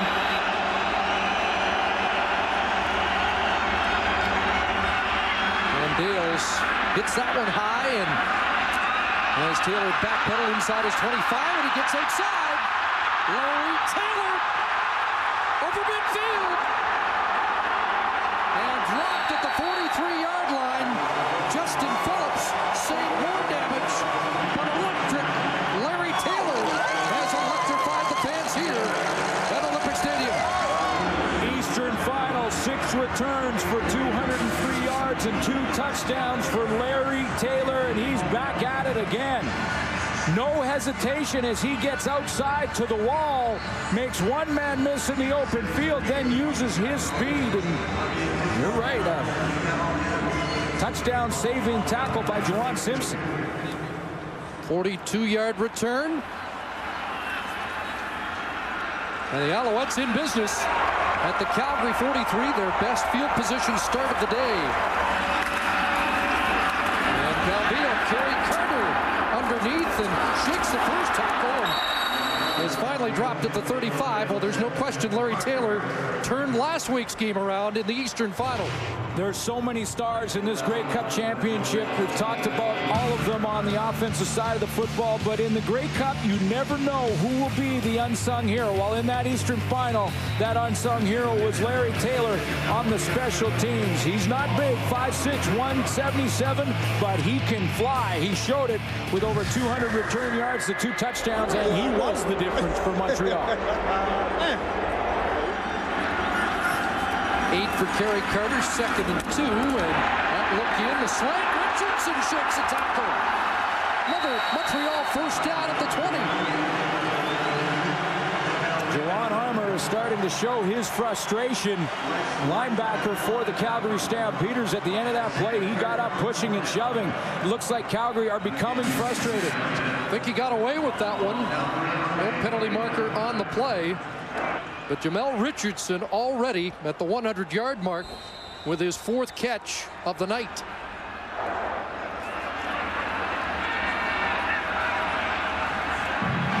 Chris Jones may have to start to gamble a little bit more and add a linebacker into the pass rush because so far Anthony Calvillo has been clean in that pocket. From the 20, there's Richardson again, but this time surrounded close to the line of scrimmage, so nothing for Richardson there as Dwight Anderson brings him down. The play of the defensive line for the Calgary Stampeders is why they're here, and they're not getting pressure on Anthony Calvillo right now, and that's allowing Jamel Richardson to just use his size and his aggression to just come and push off the defensive backs, open himself out. It's been pitch and catch so far for Anthony Calvillo. We had a chat with Marcel Belfait, the coach of Hamilton, who was with Montreal last year, and he cringes watching Jamel Richardson make catches for Montreal. He wanted to recruit him for Hamilton, but had recommended him to the Alouettes while he was still here. Montreal kept that in the back of their mind and signed Richardson to work with Anthony Calvillo, and the results, the leading touchdown man in the Canadian Football League in 2008.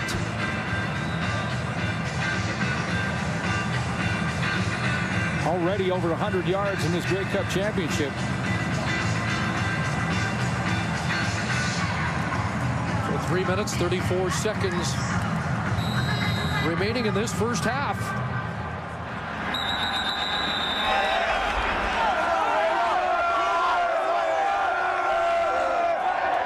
And the Alouettes conferring on a 2nd and 9 play. Were you surprised they ran on 2nd and 10? Number 61 is returning as eligible. Not really. It was a similar call to the screenplay by George Cortez offensively when Calgary was backed up near their goal line. It's a good changeup to go ahead and run either draw or screen in 2nd and long to keep that defense honest. 61, Luke Fritz in at tight end on 2nd and 9. 3 receivers wide side, and Calvillo dumps it off. Coburn ducked under the first surge, but there's Mike Labinjo And he'll bring Coburn down a yard or two short of the first down. Mike Labinjo, a star last week, who has been bothered with the flu this week in Montreal. But just take a look, Chris, right here at this offensive line for the Montreal Alouettes. The Calgary Stampeders are in this Grey Cup because their defensive line had a big game in the Western Final. All kinds of time for Anthony Calvillo. He looks to his right. He's sitting in the pocket. Huge open running lane if he wants, or he can just dump it off to Coburn. He has been clean in this game. You heard Mark Trestman with his opening address, and it's been a theme all year. They had to be better protecting the quarterback and getting to the opposing quarterback, and what a job that offensive line's done. Duval to come in on third and about a yard and a half. 19-yard attempt. And Damon Duval puts it through, and it's a 10-point lead for the Alouettes. This is it. Nice place, Steve. Thanks. MGD? Please. Miller Genuine Draft is in a clear bottle because it has nothing to hide. How about Steve? Bikini Babes in Space? Oh, that is a classic.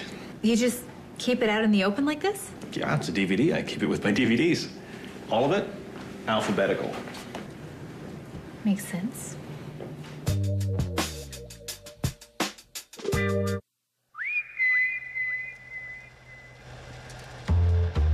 It's easy to blow a holiday budget. That's why the new Fido's giving you a break. Plans from $15, phones at $0, and no system access fees. So why throw your money out the window? Your choice. The new Fido, giving low prices a good home. Norm was looking at retirement. He knew what it didn't look like, but Norm had a notion that needed nurture. So he knew he needed advice. Enter Arlene the advisor from RBC, who got to know Norm and knew what Norm's nest egg needed. So as Norm noodled what's next, Arlene advised, here's how. Now retired, Norm knows what it looks like, and he likes how it looks.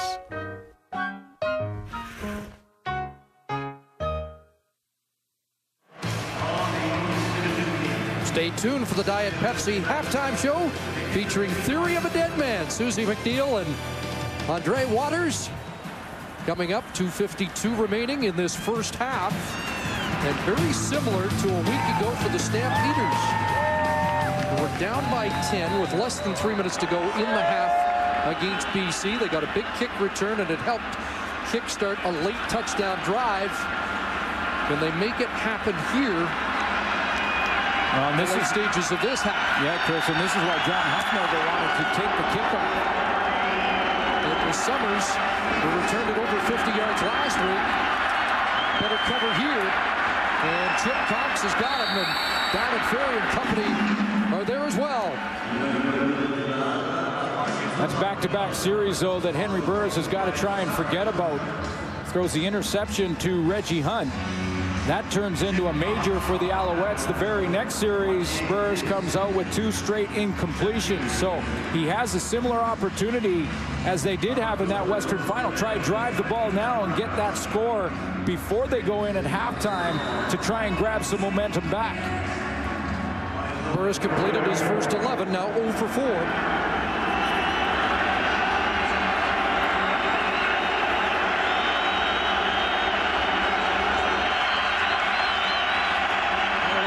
And now Burris, first time today, he'll take off. Went for 93 yards at Montreal in the regular season game and has a first down. Well, he led the league at the quarterback position running the football. 87 carries for just shy of 600 yards, a 7-yard average basically for Henry Burris. And this will be a play that will settle him down. Positive play on first down to get something going offensively, and a nice call again by George Cortez. See if that loosens up the Montreal defense. 12 on the play, 1st and 10. And Burris has a completion, and Big Nick Lewis has the catch. Chip Cox in coverage for Montreal. Straight timing route for Henry Burris to go to Nick Lewis, who is the inside receiver right here. And when I'm talking about timing, he runs the out there, and that ball is in the air just as he's turning out of his break. Almost impossible for Chip Cox to cover him on that kind of time. And Labor Day said his only goal this year was to be Grey Cup MVP. There's a slant pattern for Rambo delivered behind the intended target.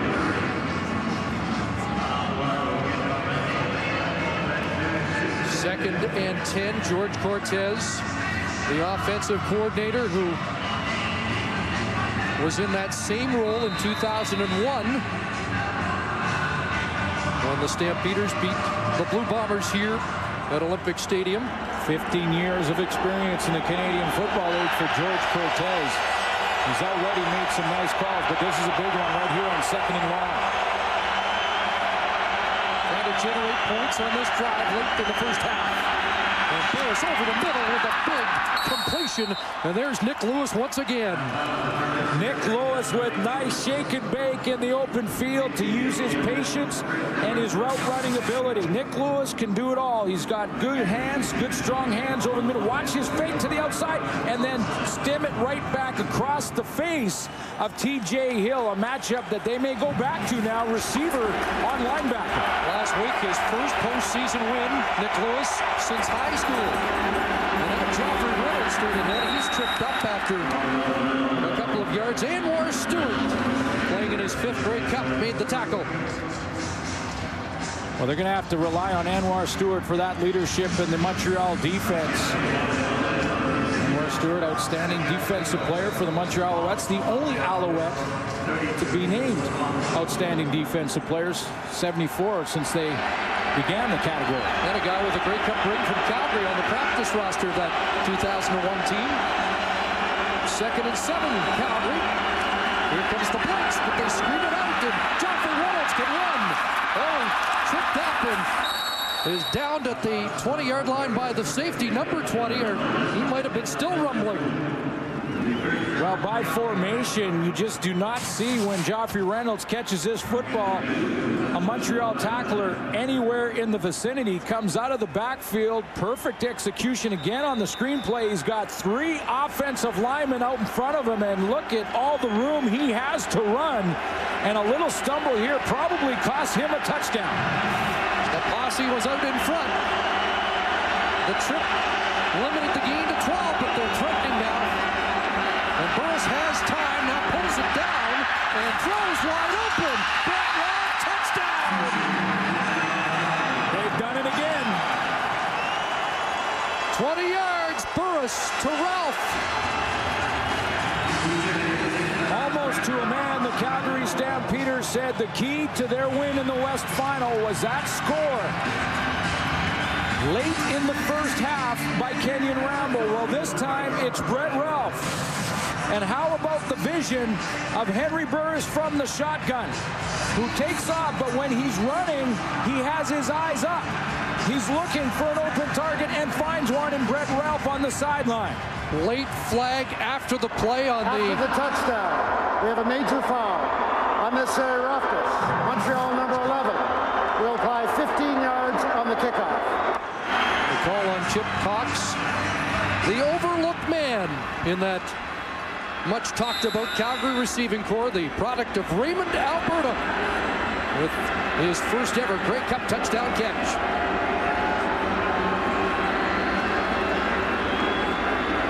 And DeAngelis for the point after. What a big touchdown drive that is. Getting Calgary back within 3 in the final minute of this first half. And it's deja vu all over again.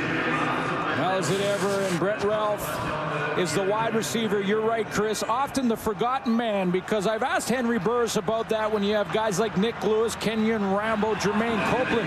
When you start to scramble, who do you look for of those 3? He said, no, it's not any one of those 3. I look for Brett Ralph because he's a smart football player. When I start to scramble, he knows the scramble rules from the receiver position, and he always finds that open area. Boy, is that a big catch for him right now. Big drive started at the Stampeder 34-yard line. Scramble rules simple. When the quarterback starts to scramble, all the deep receivers come back to the ball. All the short receivers with short routes turn it up and try and go deep. But Henry Burr has told me during the regular season, when I scramble, it's Brett Ralph I look for, and he found him there. But like the West Final, Chris, just before we go in at halftime, Calgary Stampeders have found a way to get to the end zone. But there is 44 seconds on the clock for Anthony Calvillo to work with, or just under. After the kick return, will Larry Taylor get his hands on the ball? There's the kickoff from the 50 because of the penalty against Chip Cox. So Taylor up across the 20-yard line, and a flag down as he's tossed down by Dwayne Carpenter. Now, if this goes against the Montreal Alouettes, a long field in front of Anthony Calvillo with just 38 seconds left before halftime after Brett Ralph. Remember the touchdown. Illegal block. Montreal number 46, 10-yard penalty, first down. Walter Spencer. And called on the illegal block. That touchdown catch by Brett Ralph in the end zone. He got hit in the back afterwards. Went hard to the sideline. And in this Grey Cup championship, there are 30 Calgary Eagles. Now we're down to 29. Hey! And you may have spilled some drinks in your living room with that one. With the report that our cameraman's back up and at him. Here's Coburn, and he is drilled after a couple of yards. That Stampeder defense now fired up. Tremendous drive starts with a run from Henry Burr. Finds Nick Lewis in a key second down over the middle. The big screen play, and if Joffrey Reynolds doesn't trip here, he's in the end zone. Didn't matter though, because on a scramble, Henry Burr has found Brett Ralph. Football is such a game of emotion, Chris, and a game of momentum. And that momentum was all Montreal until Brett Ralph found the end zone. Stampeders have called a timeout here. Good job. It's interesting because a stop here, they might get the ball back with time for one play in field goal range here. So that Chip Cox 15-yard penalty has caused the Alouettes some problems, and maybe an opportunity for John Hucknagel. 2nd and 8. And a running play straight ahead, and Avon Coburn gets a valuable first down for Montreal. With 30 seconds, it's sort of about 20 seconds underneath that time that Anthony Calvillo would need. I'd be surprised if he gets real aggressive and pushes the ball down the field here.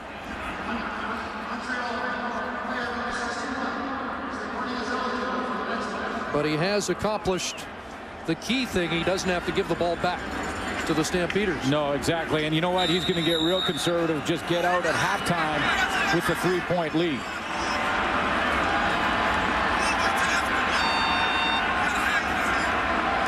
They're just going to let it run down. He'll kneel down and finish this first half. We'll have to do it more than once. And a reminder that we'll check in. We've run at the half. These gentlemen have covered all 77 games this year. No one's ever done that in Canadian Football League history, so we tip our caps to the panel and look forward to their viewpoint on this first half of the '96 Grey Cup game.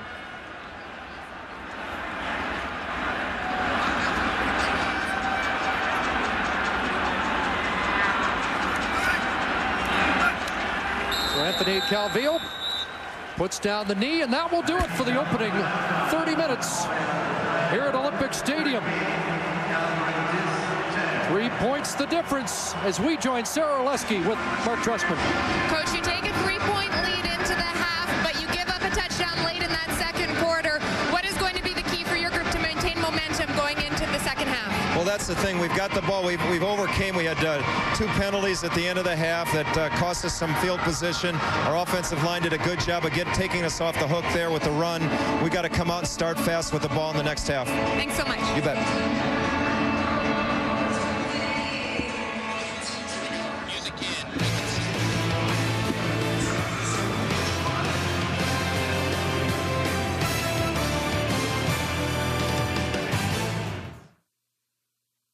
This telecast is copyrighted by TSN and the CFL for the private use of our audience, and any other use of this telecast or of any pictures, descriptions, or accounts of the game without the CFL's consent is prohibited.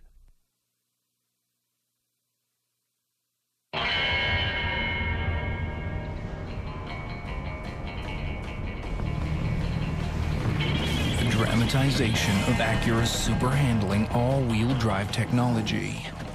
It's the most thrilling way to carve a corner. And it's only from Acura. Advance.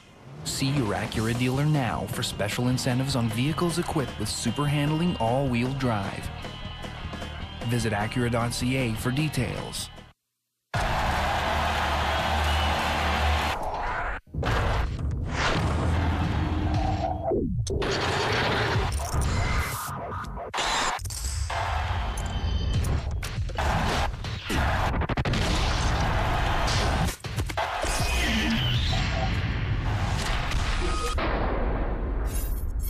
Play for free in the PokerStars.net Hockey Fans Challenge and win fantastic hockey prizes and a trip for two to a championship game.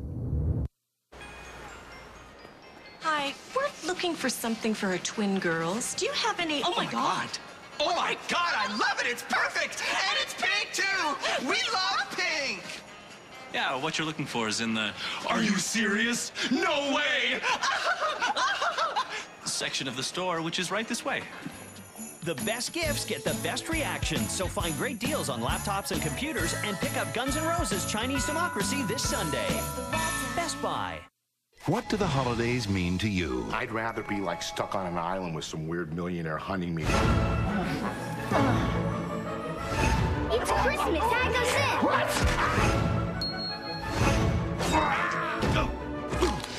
Fancy pants. You guys are nuts. Don't really like kids. I like kids. Oh my God. They don't like me. 4 Christmases. That's Merry Christmas in Burmese. Theaters Wednesday. Thanks for playing Safeway $1 Million Touchdown to win. Lucky Safeway shoppers got in the game and won great prizes all season long. If this is your name, congratulations! You are the grand prize winner of a 2009 Gridiron Edition Nissan Titan that will be personalized to the CFL team of your choice. Loaded with chrome accessories, a utility track channel system, and fully boxed steel frame, this is the Titan of all trucks. Keep shopping at Safeway and you can be our next big winner.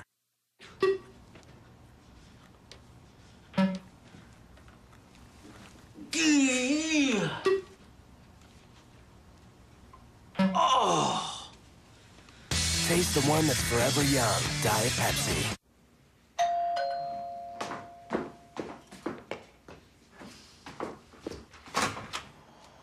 Hey, Denise?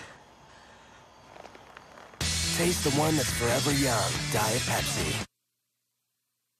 Bienvenue. TSN presented by Wendy's is brought to you in part by Diet Pepsi, official sponsor of the Grey Cup halftime show. Hey, Jim, I heard Nancy in finance is looking for you.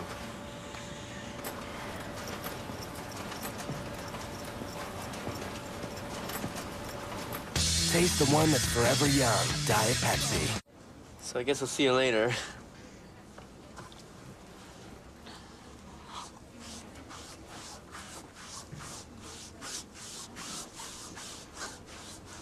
Taste the one that's forever young. Diet Pepsi.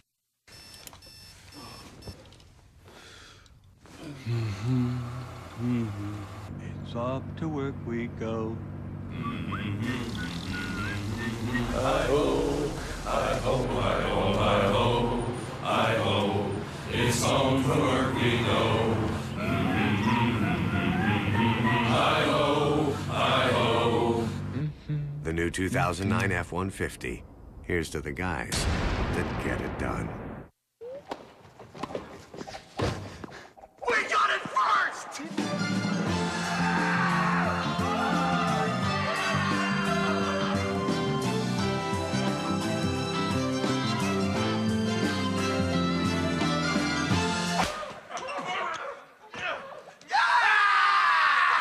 Yes, you can pick up the long-awaited Guns N' Roses CD, Chinese Democracy, at Future Shop this Sunday for just $12.99.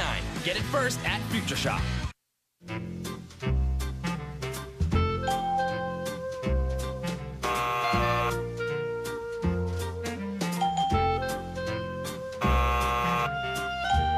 Relieving pain and inflammation can help you enjoy an active lifestyle.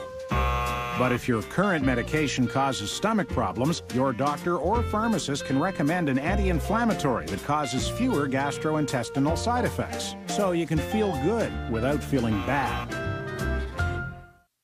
Introducing our very own Rona Eco brand, the first series of products in a line which we've created to be more eco-responsible throughout the entire life cycle, from raw material acquisition right to disposal. At Rona, we have our reasons for building a greener Canada. You probably have yours. Rona, the Canadian how-to people.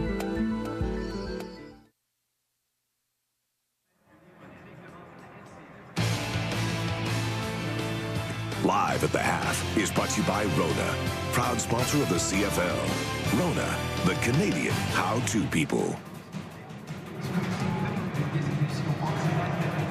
Welcome back to Olympic Stadium in Montreal, where the score is 13-10 for the Montreal Alouettes. Dave Randorf with you, John Climbey, Matt Dunnigan, and Chris Schultz. So the Alouettes have a 3-point lead, but this game's looking an awful lot like it did last week in the West Final, where Calgary just kind of bided their time and then got it done in the second. Let's start with the team that has the lead. There was good and bad. What'd you see that was good for Montreal, Jock? I've always thought the key to a good offense is an offense that's capable of keeping the defense off balance. And I thought that's what Montreal did very effectively in the first half. They're doing some things that I was not expecting, frankly, and I think Calgary's not expecting it either. I mean, they had a 2nd-and-1 situation, and they decided to throw the ball on 2nd-and-1. This is very unusual. And then they've also gone with a stack formation, which I think had lots of movement, and that's what they needed to do to get off the press coverage. And that's been very effective, working Ben Cahoon across the middle.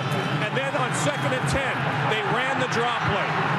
How many teams in the CFL, guys, do you see run draw on 2nd and 10? All designed to keep Calgary's defense off balance. That was good. There was some bad. Schultz, you made a great point during the pregame show that one of Montreal's trademarks has been its team discipline. Kind of disappeared in the later stages of that half. It really did, David. Right until the last moments, they were doing a magnificent job there. No penalties going into late in the game. But the real big thing about it is they allowed Calgary back into the football game late. But this penalty right here by Chip Cox, the late hit on Brett Ralph into the sidelines, that gave him no chance to get back. They had enough time to get back, position it for a field goal, but right there, first penalty in almost 6 quarters of football. All of a sudden, it's Montreal that has to regroup a little bit, Matt, going into this third quarter. Yeah, Schultz, I can tell you this, that the Calgary Stampeders, when they used Joffrey Reynolds effectively in 20 touches or more on the ground, they were 5-0. But Joffrey knew coming to this ball game, he told me, Matt, it's going to be real huge for check down routes over the middle the way Montreal drops off. And that's exactly what happened. And they also used them effectively off the screen, getting him in his space. So Joffrey Reynolds is a catalyst for a team that needs plays underneath, because Montreal is not allowing the Stampeder offense to go over the top, Dave. And this is huge to continue to be patient underneath with the powerful, explosive back like 21, Joffrey Reynolds. Jock, do you think Calgary's been handling the noise well very, very quickly? Yeah, so far I have. I don't think it's affecting them at all. All right, let's show you the first half stats brought to you, as usual, by Tim Hortons. Always fresh, Matt. Yeah, you look at those stats, and this is a very close ball game, and those stats reflect that. You know, it's a lot of yardage there offensively, both football teams. The difference is the points off turnovers for the Montreal Alouettes. A 3-point game at the half of the 96th Grey Cup. Avon Como and a touchdown for the Owls. Brett Ralph for the Stamps. Henry Burris looking to come back in the second.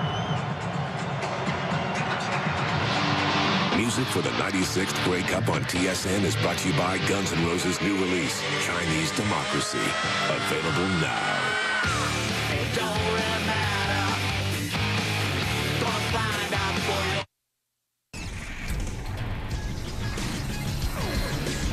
This SportsCenter update is brought to you by Mr. Lube, where you'll never need an appointment to get a fast, warranty-approved oil change.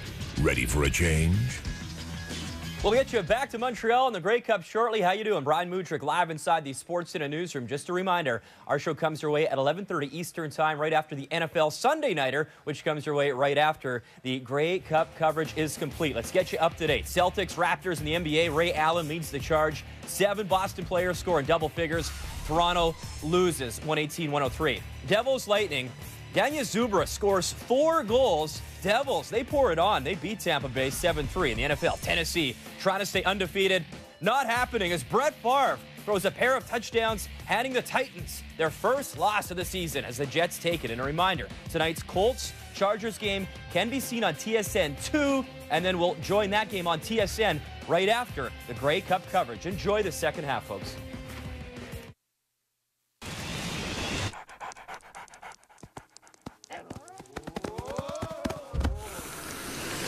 Sponge pockets are ultra absorbent, and with thousands in every pack of sponge towels, nothing absorbs like it.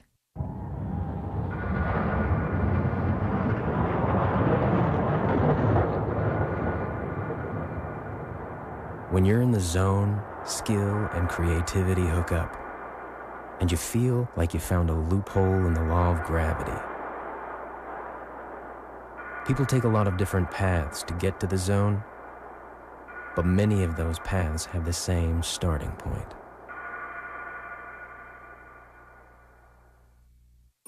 Enterprise rent-a-car for my trip? Looks expensive. It's not expensive, Mom. They pick us up? Sounds expensive. Pickup's free, Mom. Well, if it's not expensive, why didn't you rent me a bigger car? Pick Enterprise. We'll pick you up. It's cold and flu season. You've got to be prepared. Boost your immune system and help reduce the frequency, severity, and duration of cold and flu symptoms with clinically proven Cold FX.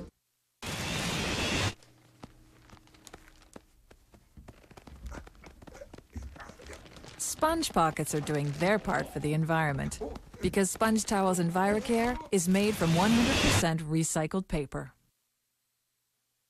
The game's elite have made their mark in the NFL's biggest one-game showcase. Who's next? Find out February 1st. ATV takes you all the way to Super Bowl 43.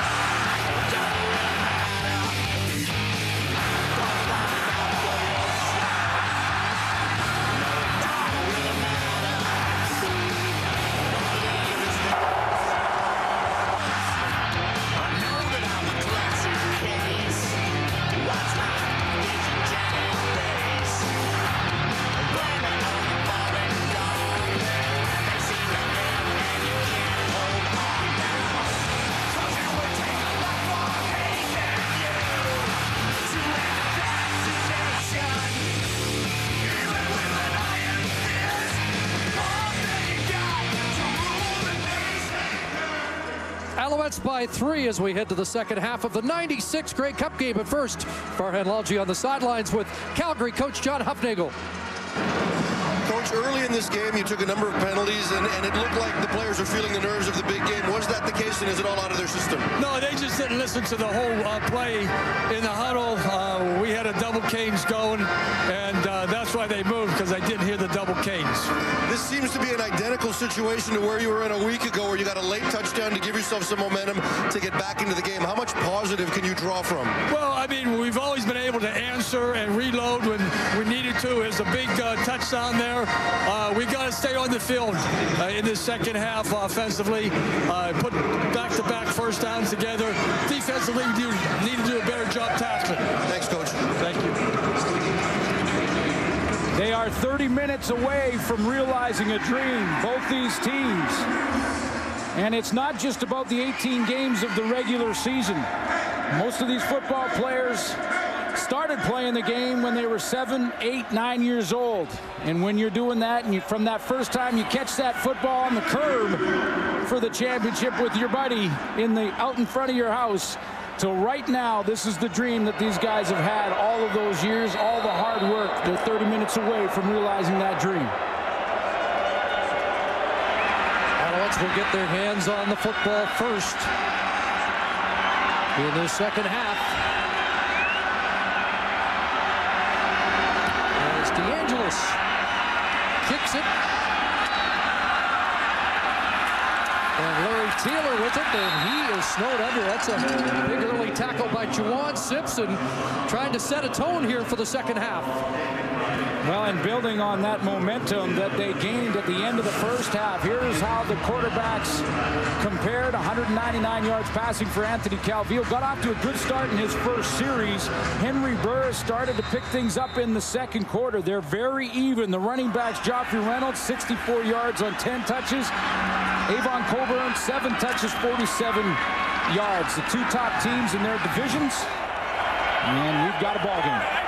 Those quarterbacks have been matching numbers all season long, so why should tonight be any different? Calvillo to throw on the first play, second half from scrimmage, and Ben Cahoon has another catch. And up across the 30-yard line, it's a first down. Right out of the gate again, a little ball control football from Anthony Calvillo. He has had lots of time in the pocket. He's able to settle in there. He's been comfortable there. Scott Milanovic, the offensive coordinator for the Montreal Alouettes in his second season. And a former Calgary Stampeder quarterback. There's the handoff. Coburn's full-arm tackle. Wayne Carpenter up to the 37-yard line, has close to 5. Offensively, they have the protections up front, and Milanovic has a touchdown out of that first half and a couple of field goals. I know that Montreal Alouettes have to be disappointed with that opening drive to get inside the 10 and have to settle for a field goal, but they do have the lead. And Calvillo, as I mentioned, has not had very much pressure on him throughout that first half. Most of the success for Calvillo underneath, except for the one pass to Richardson at 55 yards, and that one is knocked down. Mike Labinjo with a hand on it. Boy, can you say deja vu all over again for the Calgary Stampeders. Again, like the West Final, they get that touchdown just before the end of the first half to get some momentum. And guess who it is that stepped up in the second half? It's Mike Labinjo, number 42, just like he did against the BC Lions. Boy, that goal line stand in the West Final, huge for the Calgary Stampeders, and one of the reasons they're here. Guy who grew up in the Toronto area, was a fan of the Argos, and had a poster of Matt Dunnigan circa 91 on his bedroom wall. Duval, line drive kick, and Marcus Howell will have a return. No, good downfield cover by the Alouettes early third quarter.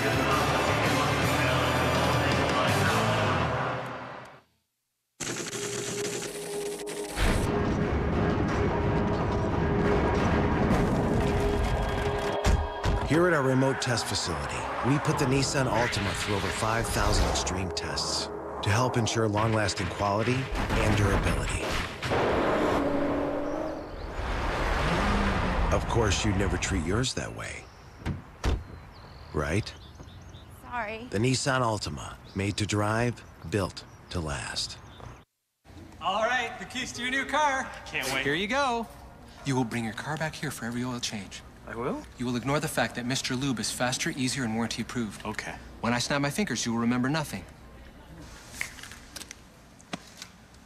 Who am I? Who are you? What are these things on my face? I can't see! Ready for a change? Until November 30th, purchase a winter bundle and get a free MP3 player. On December 19th, one word can change your life. The era of yes has begun. Jim Carrey. Absolutely. Yes, man. Was I chewing gum before? I never had a Red Bull before, but I had a Red Bull last night. I really like Red Bull. The CFL, man's game, 3 downs. None of this jerking around, field goals all day long. Get it done! Say yes to the CFL! I got it! I got it! Whew. Starts December 19th. The third quarter is brought to you in part by Nissan's Make the Call. Play on cfl.nissan.ca for your chance to win.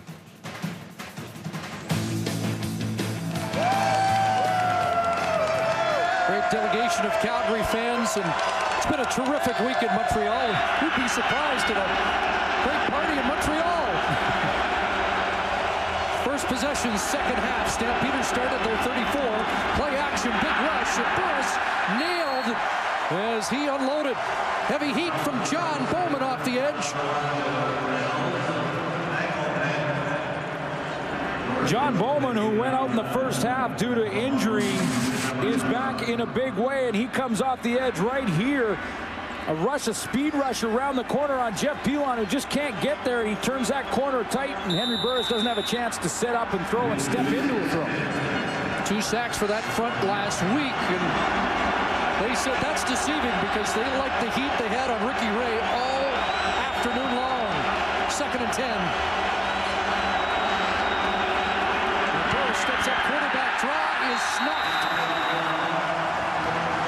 Back-to-back big plays by that Montreal front, and that's Karan Williams, the former Stampeder, a 2-year starter, cut loose this year, who makes the play. Karan Williams, 10 sacks in the regular season for Karan Williams, number 90. And Williams comes up. He's going to work on the inside on Demetrius Supras. A good pressure rush, and then spins out of it to make the tackle on Henry Burris. And Chris, we're seeing in this first half, as we get started in this final 30 minutes, the defense is trying to grab momentum on both sides. Brooke Dales to kick it away. Larry Taylor standing at his 27. Not a good kick. Bouncing down around the 40. And Taylor steps out at the 45-yard line. Montreal football when we come back. Some of Vancouver's urban youth face tough life challenges, but against this backdrop, there are a few who refuse to be counted out. This is Josh. He recently graduated from the Rona Vancouver 2010 fabrication shop. While building items for the 2010 Winter Games, he earned his first-level carpentry certificate, and now he's been hired to help train the next round of participants coming through the program. Of all the items being built here, the most valuable are second chances. Rona, the Canadian how-to people.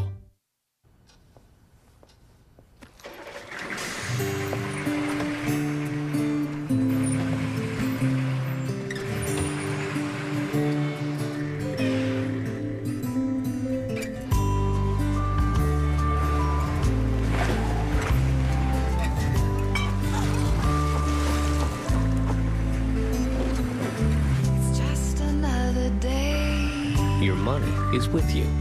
Interact.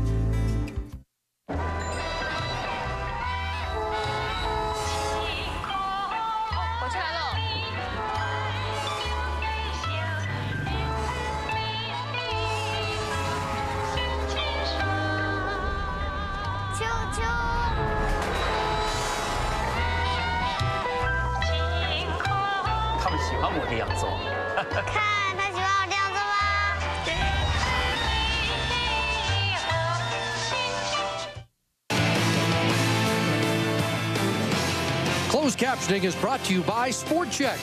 When you're in the zone, time almost stands still. Getting into the zone begins with Sport Check. Sport Check, the power of sport. 38-yard punt by Burke Dales. First down for the Alouettes. A lot of time, but nobody open, so he goes underneath. And a gain up to the 50-yard line for Kerry Carter, the fullback. Chris, in the first half, the Calgary Stampeders 65% of the time went to press coverage, meaning what we showed you in that first half, Brandon Browner, the key in that on the corner to step up.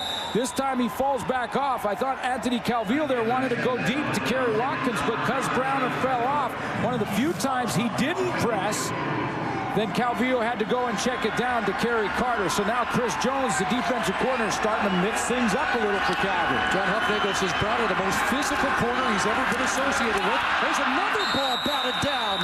Mike Labinjo in the face of Anthony Calvillo.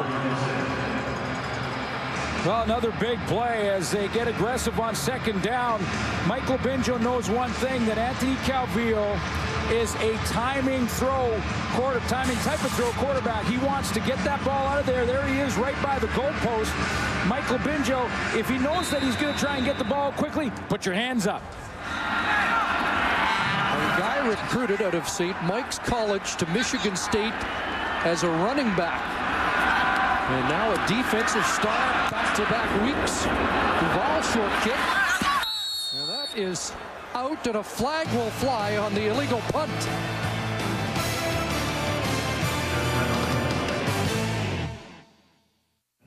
In the quiet of a shadow, in the corner of a room, darkness moves upon you like a cloud across the moon. You're aware in all the silence of a constant that will turn. So don't forget to breathe. Don't forget to breathe. Oh, life is here, no 11th hour reprieve. So don't forget to breathe. Keep your head above water, but don't forget to breathe. Depend on Nissan trucks. There are heroes. There are superheroes. And then there's Hancock. Will Smith. You're a superhero, Hancock. People should love you. I look like I care what people think. Hancock on Blu-ray High Def and DVD November 25th. Deep in color, warm toffee aromas, finishes smooth with a hint of spice and oak. And that's just my mustache. Welcome to the Wiserhood. Back to Montreal. Let's join Farhan Lalji. Thanks, Chris. Dave Dickinson is not playing in this Grey Cup, but you'd certainly never know it by watching the way he's acted this week and the way he's prepared. He's in all the quarterback meetings. He's the first player on the field in practice, gets himself stretched, helps the quarterbacks, receivers, and even the kickers and snappers warm up. Now, a lot of people believe this is because Dickinson wants a career in coaching. He hasn't committed to that, but he is very interested, and 2 to 3 teams around the league have already talked to him about a potential future in coaching, including the Stampeders. He said if he does it, it's got to be in the right situation, and it all depends on who the coach is. He doesn't need to go in as a head coach and a coordinator. He's prepared to be a quarterback coach, but he wants a meaningful role, guys. Well, Dave Dickinson's career unfortunately ending with a hit on Labor Day, although it wasn't really a hit. I guess the accumulation of hits and concussions over what was a brilliant career in the Canadian Football League. Yeah, it really was. A Grey Cup champion, an outstanding player in 2000, and will make a tremendous coach. And I'm real happy to hear that he wants to stay and become a coach in the Canadian Football League, because he'll be a coordinator before long, I guarantee you. 14 for Nick Lewis after a 28-yard punt. But Joffrey Reynolds is nailed behind the line of scrimmage, and there's Anwar Stewart with another defensive play. Well, there's 2 heavyweights offensively in this game that are kind of playing rope-a-dope right now. The time of possession in the first half was almost identical. 14:52 for Montreal, 15:08 for Calgary, so they're almost bang on there. Both defenses stepping up in this second half. Anwar Stewart on the previous play was caught in play action. Not this time. He's in the backfield. 2nd and 13.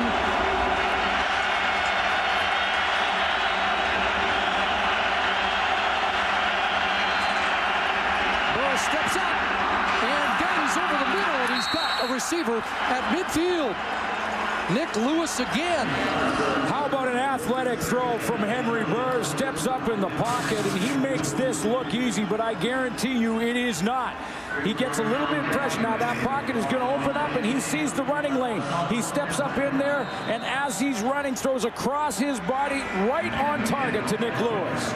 You know, Dave Dickinson mentioned he thought the windows were a little smaller for Henry Burris last week, and early he was tentative. That was a small window, but Burris connected in to Nick Lewis for a first down, and now Reynolds off the left side, and once there again. A couple of yards for the leading rusher in the CFL, and John Bowman there. Well, Chris, that last throw by Henry Burris is the type of throw that will give him confidence. And if he was tentative at all in that first half, that's the type of throw that'll have him really pulling the trigger. 1998, Henry Burris was the third-string quarterback for the Grey Cup champions. Dave Dickinson, number 2. Jeff Garcia, the game-winning quarterback, and he's been texting Burris all week long with encouragement from Tampa Bay. Quarterback draw again, and Henry Burris is going to get a first down. Crashing down to the 40-yard line. That's his second key run of this afternoon. In 2 games against Montreal in the regular season, Henry Burris had 15 carries for 128 yards, an 8.5-yard average. He likes to run the football. It helps him settle down. It helps him get in that comfort zone. We saw it late in the first half and a little more of it here early in this second. So back-to-back conversions on 2nd and long, 2nd and 13, then 2nd and 8. And they've got a fresh set of downs at the Montreal 39. That time play action fake and Henry Burris still going down to the 10. There's that zone read play. The idea with play action is to try and get the contained man, the defensive end, to bite. Anwar Stewart on the outside as the defensive end. And watch Henry Burris with that fake to Joffrey Reynolds. Boy, does Stewart come inside, does he not? Nobody in contained to the outside, and Burris has all that running room. 29 yards. He had a 35-yard romp against Montreal in the regular season. 10-yard line. Burris underneath. And Rambo a catch for short yardage. Reggie Hunt, Khalil Carter there defensively. When you get down the goal line, most defenses are going to start to play man-to-man. I say that because when I watched the Calgary Stampeders practice, they were working on trying to get a matchup with Nick Lewis, one-on-one on linebacker T.J. Hill. If they get man-to-man down here, they may try and get that matchup. 8th play. 2nd and 5 from just outside the 5. And that pass is dropped by Demetrius Summers. Alouettes squandered an opportunity deep in the first half, and now a drop by Summers, and Calgary does likewise. Boy, missed opportunities here. Summers right in front of your screen is going to come out of the backfield to his left. A little bit of a low throw. Tough for a running back to turn back around. So it would have been a tough catch for Demetrius Summers. But he had a chance to take that one, turn around, and maybe make a move on the tackler. So DeAngelis checks in from 12 yards out. This game is tied. 5:38 left in the third quarter.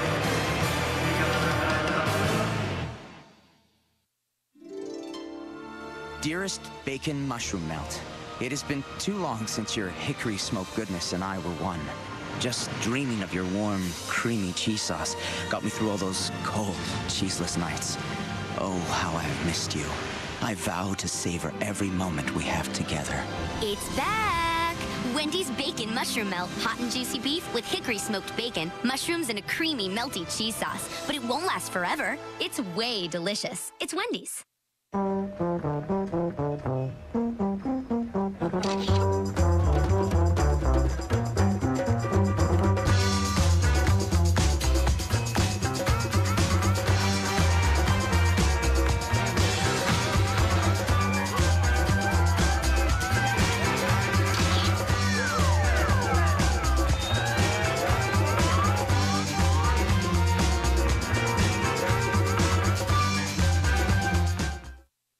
Best insure all you possess. Ask a broker. Wrap yourself in the objective and knowledgeable care of a licensed insurance professional. Your best insurance is an insurance broker. The ultimate 3D experience can be described in one word. Awesome! Awesome! Awesome. Holy awesome! Wait for it. Awesome! See it in 3D now. You can't touch us! game deadlocked at 13. Let's check in with Sarah Orleski. Chris, the story of Anthony Calvillo and his wife Alexia is a story that's very well known across this country, and it's one that certainly crosses the boundaries of sport. Alexia, in October of 2007, just after giving birth to their second daughter, was diagnosed with cancer, B-cell lymphoma. Anthony took a leave of absence, and it wasn't known whether or not he would come back and play. Well, she is currently in remission. He has obviously come back and had a career season so far.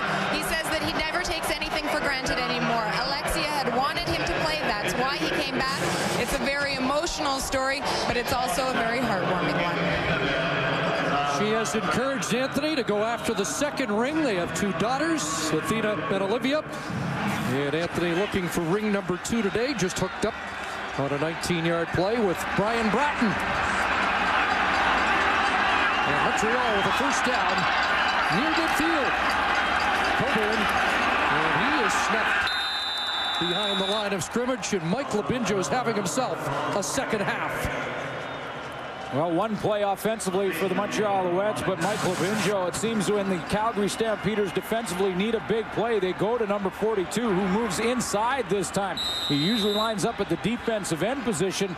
They move him inside, get him closer to the quarterback, or the running back, in this case, Avon Coburn. Doesn't look like he's feeling any of the effects of the flu that kept him out of practice one day this week. Dropped about 5 pounds. 2nd and 12, and they screen it.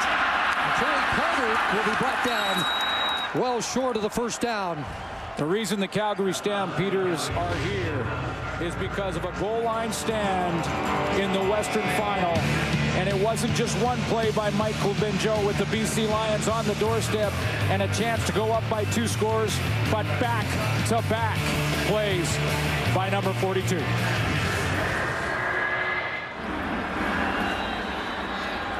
Played in a Super Bowl with Philadelphia and looking for a Grey Cup ring here in Montreal. It's Duval. Better kick. And this one will bounce into the end zone, and that's a single point. And the Alouettes get the lead on a 64-yard single.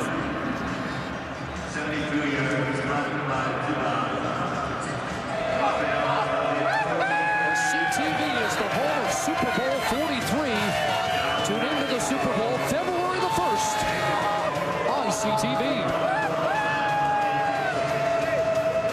Well, you can see from the reaction of Damon Duval that was not the intent. No, that was a mistake by Damon Duval. There's a very high degree of difficulty in trying to punt the ball out of bounds inside the 10-yard line. But having said that, Damon Duval can do it and missed it there. Nick Lewis has had a solid night. Remember, he talked about being a Grey Cup MVP. Well, he's making a case. There's his 7th catch. Well, he's often the 3rd receiver inside, which means there's the wide receiver, the inside slot back, and then the one more, and that's usually Nick Lewis. So he's as close to the quarterback as you can get from the receiver position, and it also means that oftentimes it's the linebackers that have to take him in coverage, and that's a matchup I know Calgary loves. His durability amazing. Rib injury, knee, ankle, broken finger. Joffrey Reynolds should have the first down across the 45. Joffrey Reynolds just powered himself to that first down. I thought that TJ Hill may have had him for about a yard loss, but Hill is a undersized linebacker, the tweener they call him in the CFL, a guy who you need to have go out and cover. He's only 5'9", 185, playing linebacker, so they ask him to stop the run and cover receivers like Nick Lewis. Diamond Ferry is down on the play, the weak side linebacker for the Alouettes, and Walter Spencer has checked in as Ferry gets attention.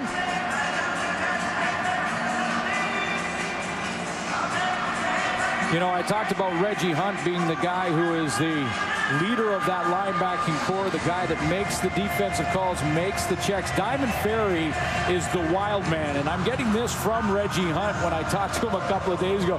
He said he is just absolutely wild flying to the football. So Reggie Hunt is the leader of the group, the guy who makes the calls. then Diamond Ferry, the wild guy. And then when they go to TJ Hill, they said he's like the Ben Cahoon of our defense. He's always in the right place. He is always studying film. He always knows where to be. TJ Hill does not make mental mistakes on the football field. So they have a little bit of everything in that linebacking core, and having Diamond Ferry go down now, he has to go out for at least 3 plays. TJ Hill, the new style CFL linebacker at 192. Let's see if we can find out what happened to Diamond Ferry on this second down run by Reynolds. You can see he got just snowed under there by Jeff Pilon and Jesse Newman. And he's really favoring that left leg.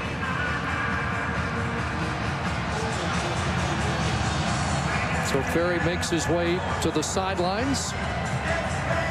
Saw Jeff Pilon there. What a story he is. I mean, they have to tape him up every week. The veteran Stampeder who has his shoulder harnessed before every game and frozen. Both knees are frozen not only before the game, but at halftime.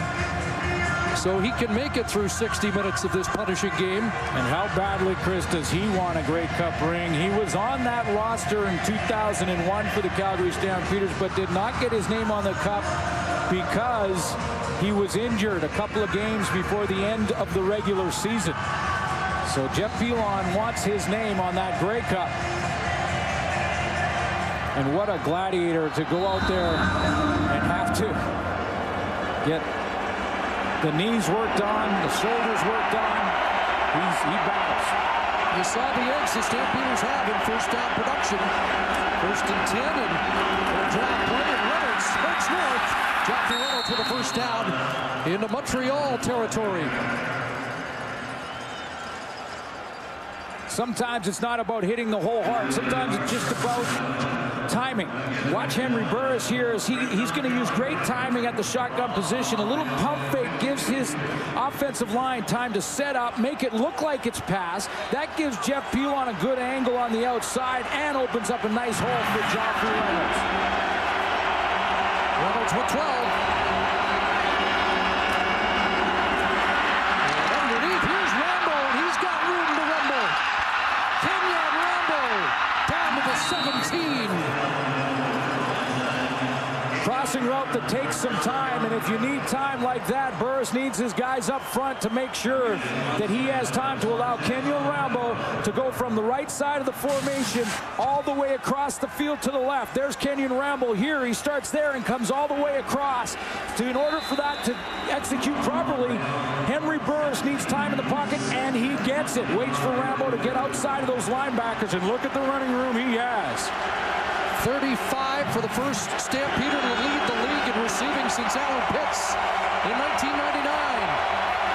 First down, and the option, Burris kept it.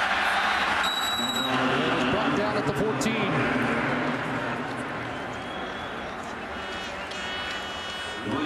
Henry Burris trying to keep that Montreal defense off balance with his running. Well, they are by formation too, Chris, because George Cortez, the offensive coordinator, now puts all the receivers to the right side of the formation on that play to give a short corner to Henry Burris on the backside. And you can see how the guys have to huddle up tight to Henry Burris to combat this crowd noise. 2nd and 7, 2 dozen seconds remaining. In the third quarter, the time-wise has been dominated by the Stamps. Burris over the middle for Lewis, stretching right, can't reel it in.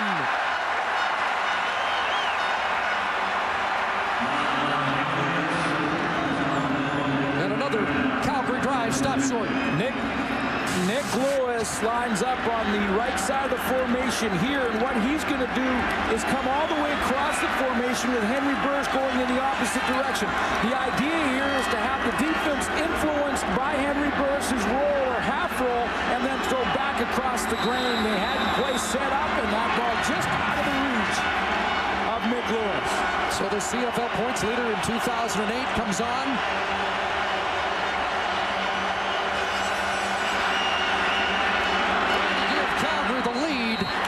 And the Stamps do have their first lead of the game on the final play of the third quarter. 15 minutes to go. It's 16-14 Stamps. see it, but I still can't believe it. From food service to construction, slips and falls are a leading cause of workplace accidents. One company has taken major steps to solve the problem and reduce the risk. By developing Tarantula anti-slip footwear, with its advanced tread design and outsole compounds, Marks is making Canada a safer place to walk. Men's and women's Tarantula anti-slip footwear from $64.99, only from Mark's Work Warehouse. Clothes that work. Millions of people, everyone out for themselves. Can this really be the only way? No. Here's to honor and to gallantry. Long may it live. Here's to doing the right thing. Here's to a code of behavior that sets certain men apart. Here's to us. Live with chivalry.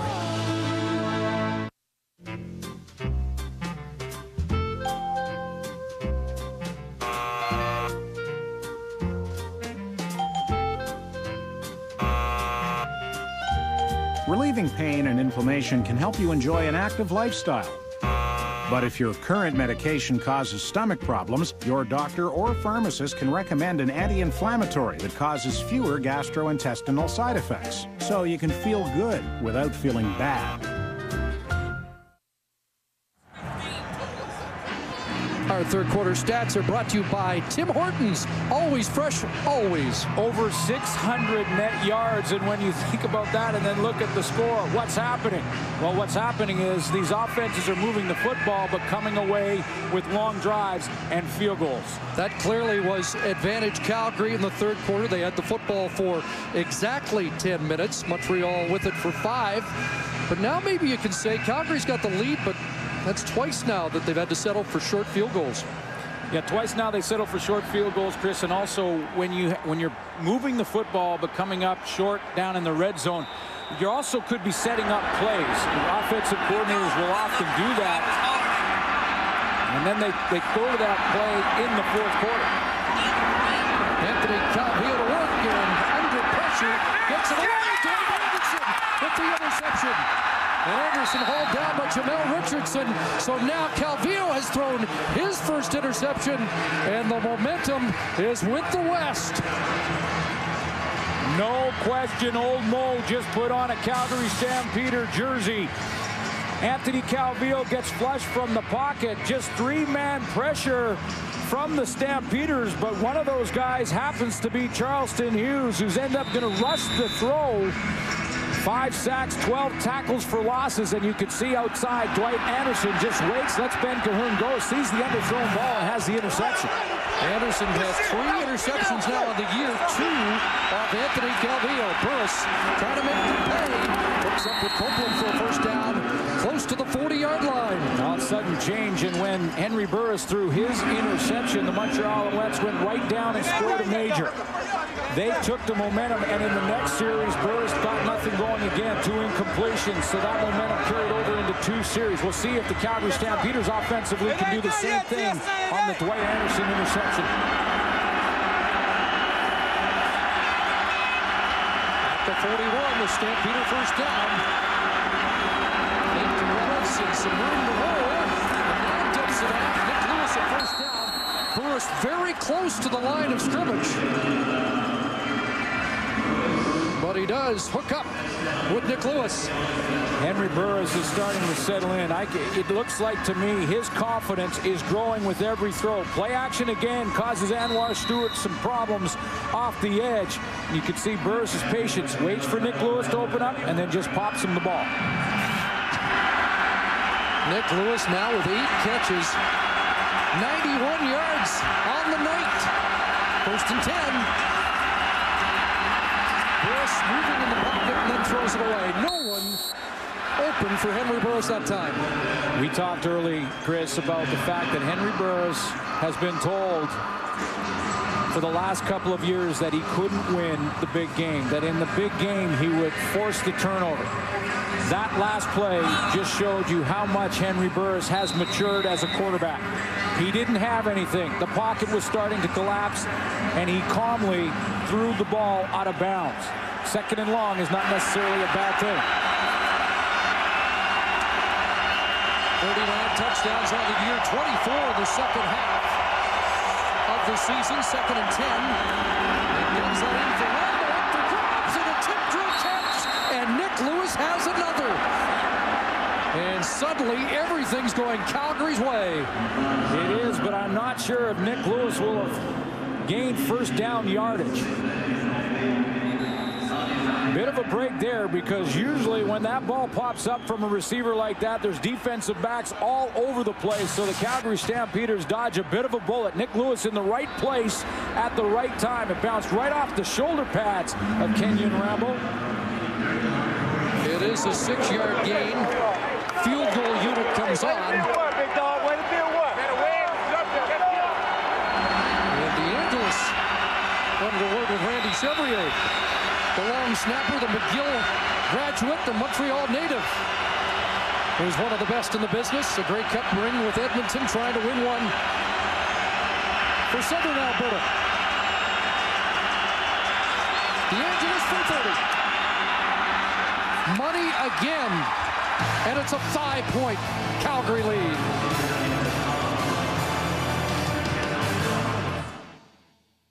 We torture tested 2 cars in a fight to the death to prove a point about maximum horsepower. The black car with Castrol Syntec, the red a leading conventional oil. In torture tests, Castrol Syntec 5W30 maintained maximum horsepower 29% longer.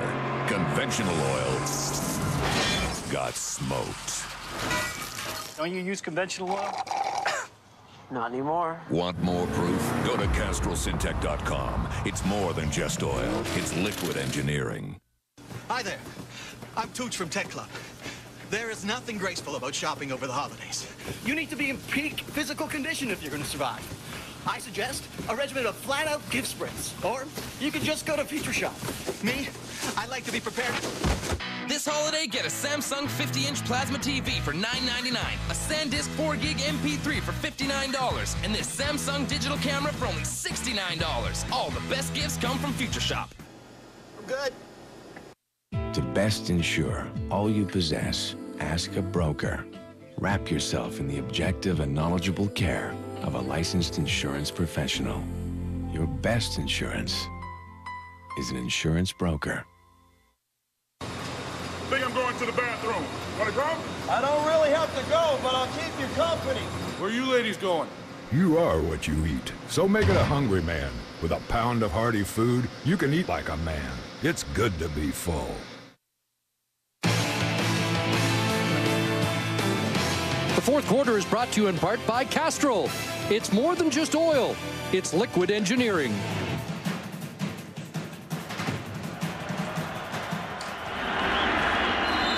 Just shy of the 3-minute mark here in the fourth quarter, and the Stampeders on a 16-1 run, including 3 field goals here in the second half after that last-minute first-half touchdown. Larry Taylor on the kick return.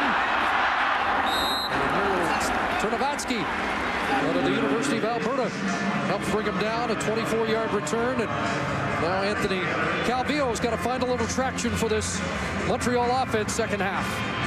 All eyes were on the corner for the Calgary Stampeders. Brandon Browner coming into this game because of his ankle injury, and Anthony Calvillo has not been able to go out and try and get a matchup with Kerry Watkins on Browner and see if he can test that ankle.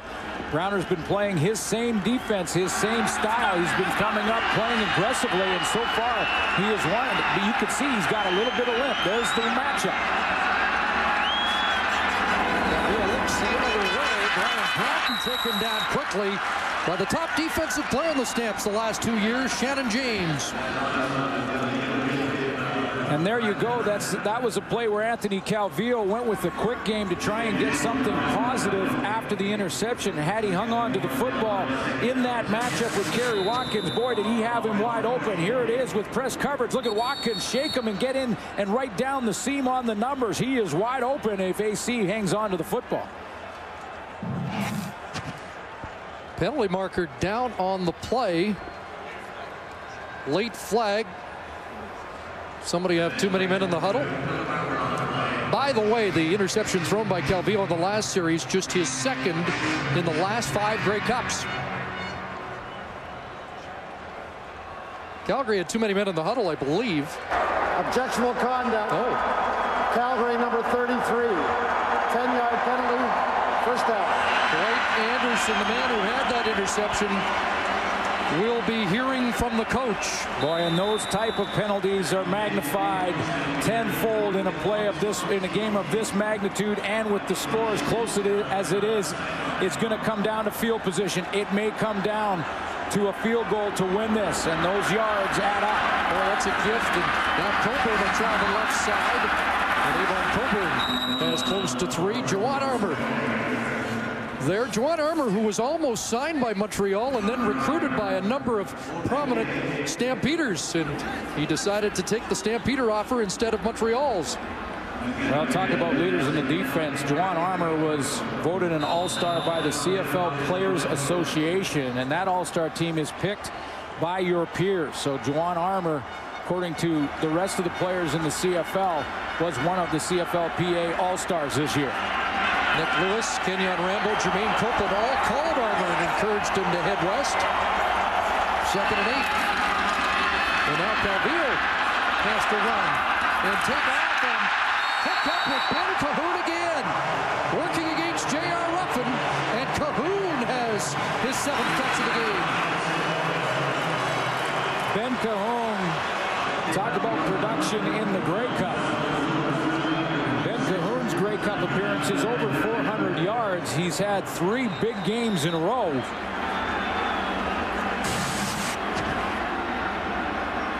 Anthony Calvillo showing a little composure of his own here as he gets a little pressure from Mike Lobinjo, gets outside of that, makes a tough throw look easy. And the Dwight Anderson 15-yard major looms larger. Pressure though, and the defense gets to Anthony Calvillo, Charleston Hughes, and Mike Lobinjo.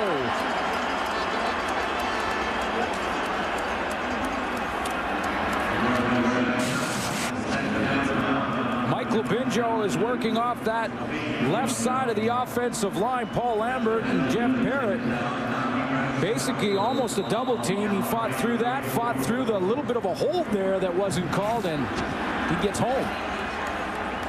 Boy, he's doing it again in back-to-back weeks. And the Alouettes had film on him all week. It was flu-ridden earlier in the week, but coming up big. That pass across the middle.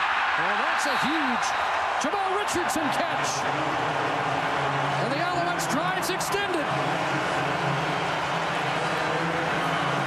That's in the danger zone from Jamal Richardson. Shows tremendous courage, because in that area of the football field, you know one thing, you're going to get hit. Anthony Calvillo guns it in. He takes the shot. Watch what they do on Mike Lobinjo, who is starting to get some pressure on quarterback Anthony Calvillo. They get Avon Coburn, the running back, out to help and chip on Lobinjo. Now you got a tackle and a running back helping out. 6 for 123 after that 22-yard catch by Richardson. Here's Brian Bratton, and he's nailed by Dwight Anderson. Remember, this drive extended by Anderson, who had 12 personal fouls in the regular season, and right now John Huffnagel's waiting for a little word with his corner. Yeah, and he wants Dwight Anderson to make the big play, because good players will do that. You know, both these coaches in their pregame speeches talked about responding to adversity. They both mentioned it. Anthony Calvillo in the last series threw an interception. He does get the penalty help from Dwight Anderson, but he's knocking on the door. They are responding to adversity. 2nd and 8 for Anthony Calvillo. Lobinjo out Justin Phillips into the Calgary defense. And Calvillo to the end zone, and this one is intercepted. And it's Shannon James, the 2nd consecutive series, ending with a Calgary interception.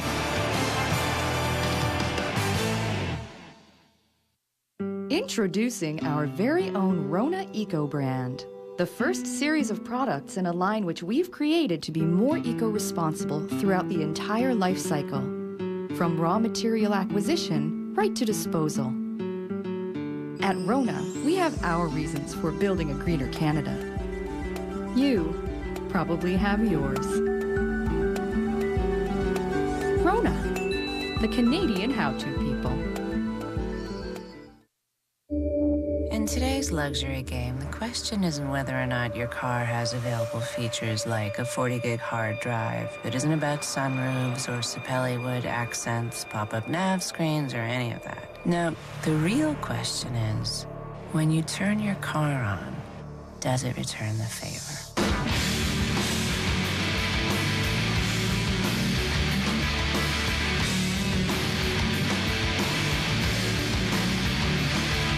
Boiling gas down? Huh? Where is it? What does this all mean? Daddy, Huh? it's dinner time. Yeah, okay. Thanks, sweetie.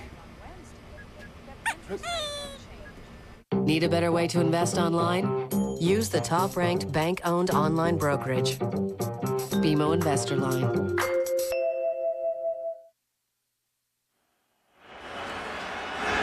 Brian Bratton starts in motion from the right side of this play, and he's going to run the corner route. Here comes number 85 on Shannon James. This is just a poorly thrown ball by Anthony Calvillo because he needs to throw it out in front and let Brian Bratton go get it. What he does is he throws it to the wrong shoulder, and that leaves Shannon James in a better position than Bratton to get the interception. So the Stampeders take over on the 25. Quarterback draw. Henry Burris will slide ahead and has a first down across the 35 as the defensive player of the year 2 times running for Calgary celebrates the interception. Yeah, again, this is just a corner route here, and if that ball is thrown outside towards the corner of the end zone, that's a touchdown throw from Anthony Calvillo to Brian Bratton. Shannon James stays in that inside position. The ball is thrown inside, and he's in better position. Burris was 70 yards running. The Calgary Stampeders 3-0 when he rushes for 60 or more. And he has a completion to Nick Lewis. T.J. Hill, the tackle. How about the toughness? Nick Lewis over 100. Yeah, how about the toughness, Chris, of Nick Lewis, who, as you mentioned earlier, comes into this game with a separated thumb. He's got a dislocated finger. He's had a rib injury for most of the second half of the season. He's over 100 yards receiving. He's made some big blocks in the running game and some key catches. 10 catches, 3rd time this year he's hit double digits. And it's a first down at the 50. Steps up over the middle, and that's a completion. Big play there to Copeland with T.J. Hill all over him. And Copeland's got his 6th, and this is what they're playing for. Glenn, I talked to Ryan Thelwell yesterday, a Grey Cup winner, and he said when the Grey Cup was marched in like this and they showed it on the big screen, he said his heart was thumping, and he warned his teammates that there'd be a little adrenaline boost when the Grey Cup entered the building. These Stamps might be able to smell it now. They're up by 5 and trying to extend it. Drop Reynolds, and not much there. Walter Spitzer still in for Diamond Ferry with the tackle. Either way, though, Chris, a successful drive already for Henry Burris here with just over 5 minutes remaining. You're absolutely right. Now it becomes crucial. They don't want to get too cautious offensively, but we've seen what turnovers can do, how the momentum changes in a hurry. A punt here is not the end of the world for the Calgary Stampeders. 2nd and 10. Another quick hitter. Another Copeland catch. Tossed out by Khalil Carter. And now John Hufnagel will have a decision.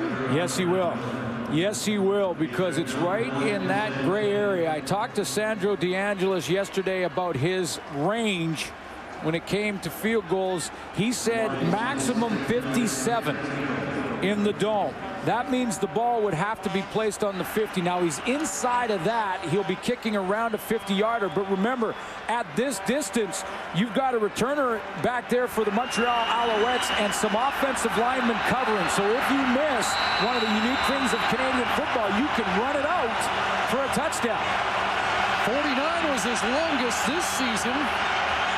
And this from just beyond.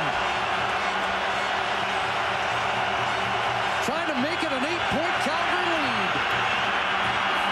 And DeAngelis has got it. Money. Money.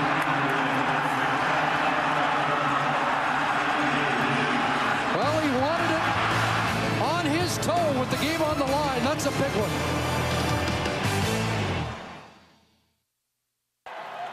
When we Canadian sports fans need effective relief from coughs, sore throats, and nasal congestion, we can rely on Fisherman's Friend lozenges, even when our throats are sore from cheering. So keep on cheering with Fisherman's Friend.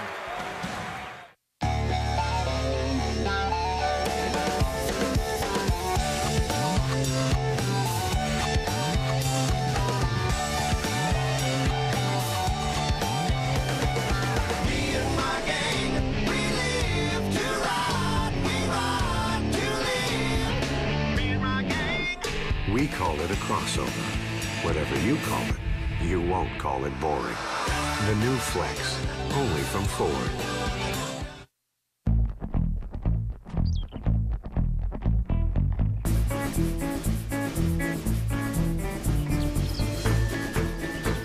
With the new RBC Visa Infinite Avion card, you can get there sooner with points that go further. So you can go where you want, when you want, and create a better travel experience.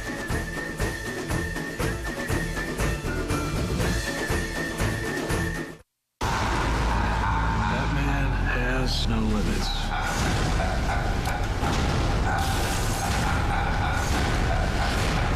One of the most anticipated films of all time, The Dark Knight. Buy it on Blu-ray and DVD December 9th.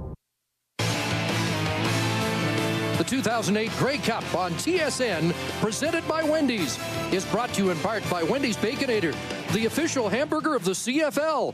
It's way delicious. It's Wendy's.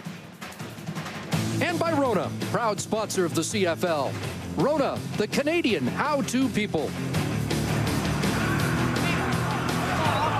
Well, a guy who thought he might have been the special teams player of the year, outvoted by Dominique Dorsey of Toronto, has come through with a huge field goal. And an 8-point Calgary lead as Anthony Calvillo now has to get something going. 5 for 5, and that 50-yarder's huge. Well, it's so big, Chris, and not only that, but the confidence that John Huffnagel, his coach, has to put Sandro DeAngelis out there, and look where he is in Grey Cup history, tied with Lance Chomick at a 50-yarder, because there is risk and reward when you're that far out. 2nd and 2, short drop. First option not available. Here's Coburn, and Avon Coburn has the first down. Now there is lots of time left, but that field goal means that Anthony Calvillo needs not only the major, but he'll have to go for the 2 points as well. I talked to him yesterday about how his approach might have changed in the Grey Cup, and he said, a couple years ago I would have told you, I'm not playing against the guy across from me like Henry Burris, but that changed when Ricky Ray outdueled him, the overtime win in 2005. He said, now I know I've got to outperform my adversary, and he's got some catching up to do here in the fourth quarter. And throws over the middle, and a big catch in traffic by Ben Cahoon. The 3-minute warning given to the benches. It's an 8-point Stampeder lead.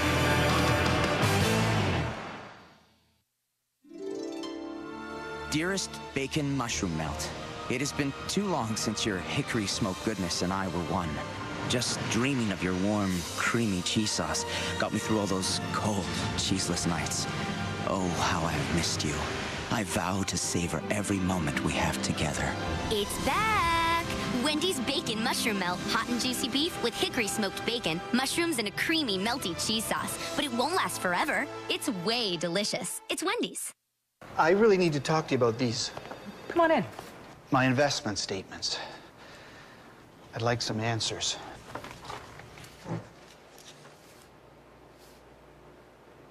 None of these are from Scotiabank. I'm looking for a second opinion. So let's get started. Right now. Get a second opinion from a Scotia advisor, a way to explore your options and make sure you're investing in what's right for you. we can help you make the most of what you have. Scotiabank. When you sign your name, you'll own my house. I only ask that you never try to contact me for any reason. It is within my power to drastically change his circumstances. Why me? I did something really bad once, and I'm never going to be the same again. You can't play with people's lives! This is not something you do every day. Do what you promised me. 7 pounds.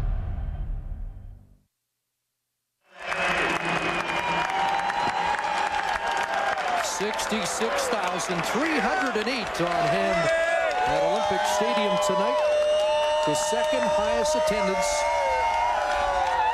in the history of this great old game. And now they'll be sitting on their hands so that Anthony Calvillo can go to work. In trouble and tossed down. Juwan Armour has the sack.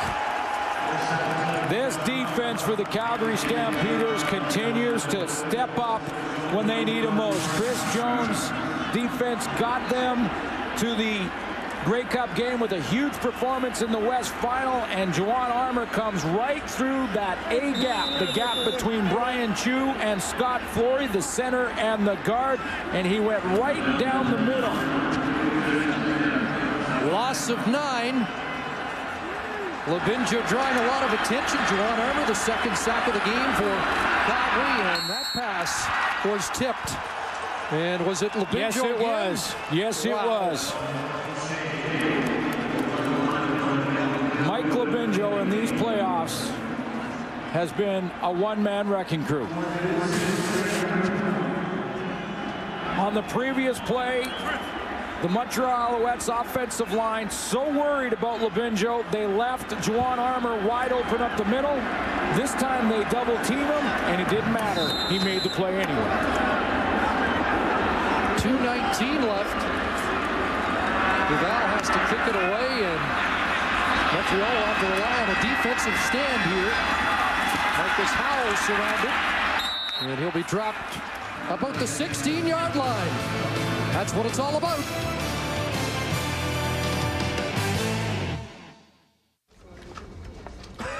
It's cold and flu season.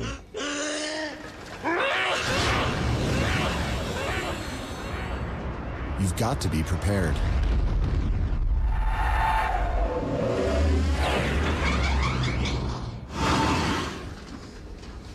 Boost your immune system and help reduce the frequency, severity, and duration of cold and flu symptoms with clinically proven Cold FX, Canada's #1 selling cold remedy.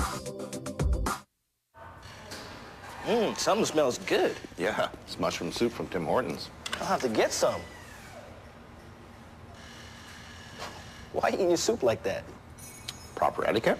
For eating soup. Well, when it's made with 3 kinds of mushrooms and it's this good, then yes, it's a little thing called being refined. Yeah, and that's a little thing called an oil rag. Made with shiitake, porcini, and button mushrooms, it's Tim Hortons Creamy Field Mushroom Soup. Always fresh, always Tim Hortons. Sunday Night Football continues this week on TSN 2. The Colts and the Chargers live coverage available on TSN 2. And with the conclusion of this game, it will also be available on TSN following our Grey Cup coverage. So 2:09 left. And now Montreal's defense has to be stout. Can Henry Burris run the clock out? Gonna throw, there will be pressure from Stewart. And along the sidelines, a catch is made by Rambo. Henry Burris cool under pressure. And this time off the edge, Anwar Stewart was not fooled. We showed you a bunch of times in the first half on play action how Anwar Stewart was biting on that play action and coming down too low. This time he's outside, and this time he's not fooled. But watch that cool, calm demeanor from Henry Burris. He knows he's in trouble, but he's patient, makes a little move, and what a throw on the outside. 13 to Rambo. Double tight end formation. And another Henry Burris run up to the 35. Outpulled for all-star quarterback. Outpulled for outstanding player. and was vocal about that after Anthony Calvillo won the Outstanding Player, said in the media that he thought his team was being disrespected. And that was surprising because we've never heard him complain about anything. That's the competitive nature of Henry Burris. But boy, have we seen him mature from last year to this. Clock running just over 80 seconds to go. Second down, Nick Lewis. First down, Calgary. And they're getting a little secure hold on Lord Gray's mug. And the other thing here about Anwar Stewart is when he was beaten early, and again, it'll be Anwar Stewart from outside here and Henry Burris with patience. Again, now he's not going with the play action, but because he was beat a couple of times, he's hesitant. He's not coming full speed, and that's giving Henry Burris an extra second to find a receiver. This time it's Nick Lewis, and Nick Lewis becomes the hammer.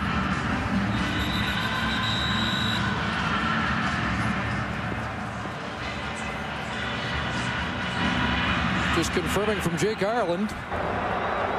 Montreal has called a timeout.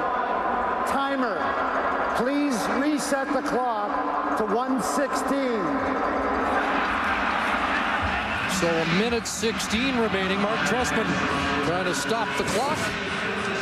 And our game story brought to you by Molson Canadian. This is our beer. Jamel Richardson, a great first half, had 101 yards. Second half possessions for the Alouettes have not been successful, and that's because that Calgary defense stepped it up. Shannon James, an interception. Dwight Anderson, an interception. I counted at least 3 knockdowns from Mike Labinjo. Well, first and 10 with a minute 16 on the clock. And again, Burris with the quarterback keeper. And to the 50-yard line, he has close to 4. Henry Burris with 2 more first downs can win this football game. What a night he's had. Yeah, and Chris, he may even be able to do it with 1 first down. 328 yards passing, 79 on the ground. And just 1 mistake, the interception to Reggie Hunt, but has he bounced back in a big way from that or what? George Cortez with the poker face trying to keep that smile from being too visible. Second down. And again, Burris on the ground. Karan Williams gets there. And Burris takes a hit. Nailed by Chip Cox. No gain. Third down.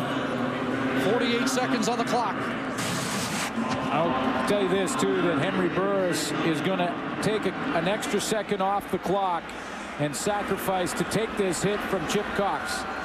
And that sacrifice is what it takes and can be the difference between winning and losing. However, Anthony Calvillo still has enough time. Yes, he does. They're going to get the ball back. It will be with less than a half minute to go. Remember, Larry Taylor in the East Division Final, 2 punt returns for touchdowns, over 200 yards. Stamps are running it down to the final second of the 22nd clock. Now they'll call their timeout.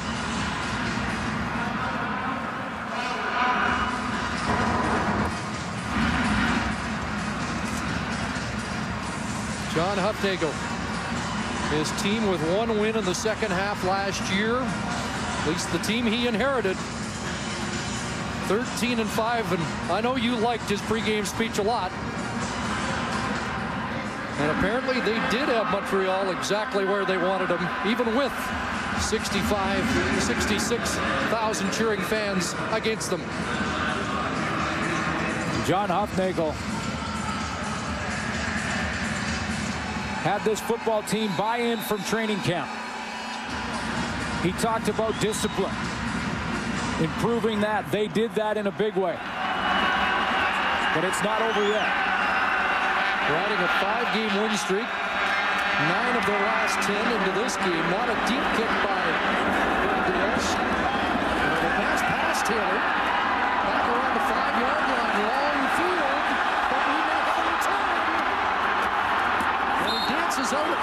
30, and there's 14 seconds left.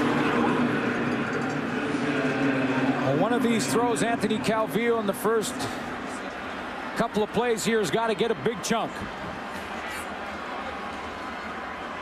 The all-star quarterback, the most outstanding player, but in danger of dropping to 1-5 in Grey Cup play unless he has a miracle up his sleeve.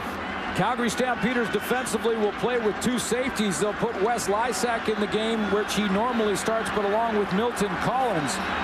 And they will play off here.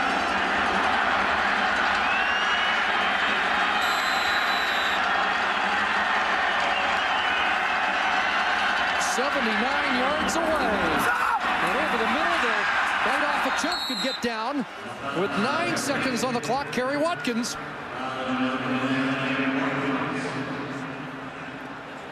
Kerry Watkins is going to have a lot more room in that intermediate range. 20-yard gain.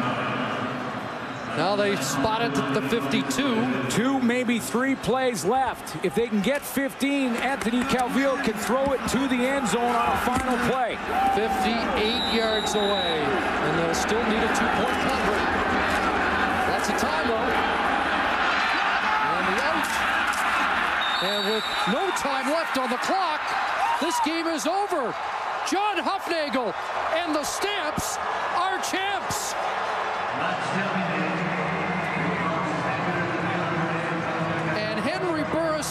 Has the last laugh.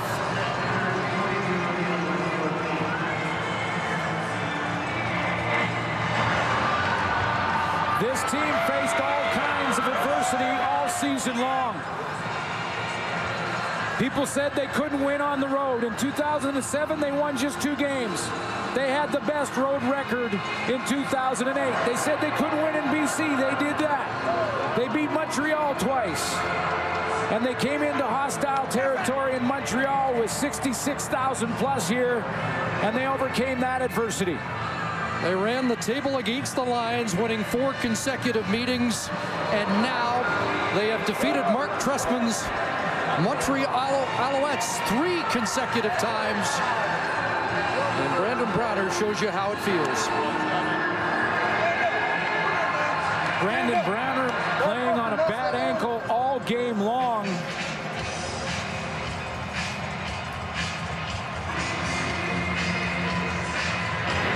Marcus Howell lost on this field in 2001. He's celebrating with the winning team this time as we join Farhan Lalji with Henry Burris. Henry, the emotion kind of speaks for itself. Just tell us how you're feeling right now to finally get this win. I tell you, it's been so many times that I used to hear that song, "We Are the Champions," and I never could listen to it, the whole song, because, you know, I always wanted to be a champion, and this is what we fight for. This is what you go through the ups and downs for, and finally be a champion. I mean, wow. I mean, right now it's like I'm living a dream right now. I need to wake up, but the great thing about it's reality now. You said on Thursday that we need to reward ourselves and get our own respect. How much of a motivation was that? I mean, it was huge. I mean, you can see the guys out here flying around, just, you know, looking forward to making this happen. And I mean, shoot. I mean, this team, we fought all year, man. I mean, you know, we fought every game, whether it meant something, it didn't mean something. We made sure we showed up for each other. And, you know, Calgary football's back on the map now. And I tell you, it feels great to be a part of it. The second half, it seems the biggest adjustment you guys made was to get you involved with your legs. Talk a bit about how important that was. Well, they were dropping out and playing deep zones and things like that, and their front four was getting good pressure up the field. Our O-line did a great job of sitting in there, and the one thing we kept saying is that after that last try we scored the touchdown, I felt it was time for me to start taking off, and Coach Cortez did a good job making adjustments, allowed me to get the ball and take off, and there were opportunities there. And we moved the ball down the field and put points on the board. You guys seem to be at your best when you're down 10 points like you were last week. Was there ever any lack of confidence or anything like that when you were trailing? Never with this team. I mean, we played in the tough West this year, and we went through plenty of adverse times, and we knew in this game we were going to deal with the same situation playing on the road, but our guys are content. We stuck with it, continue to push through, and what do you know, we're Grey Cup champions. Congratulations, Henry. Hey, thanks a lot. All right, Chris. Well, they were the best in the West, 13-5, and Henry Burris has shed the label that he can't win the big one. The best quarterback never to play in a Grey Cup game showed up at his first and tossed for 328 yards and ran for 79. And let's not forget, he got a brilliant defensive effort from his teammates as well. And no one can ever say again that Henry Burris can't win the big game.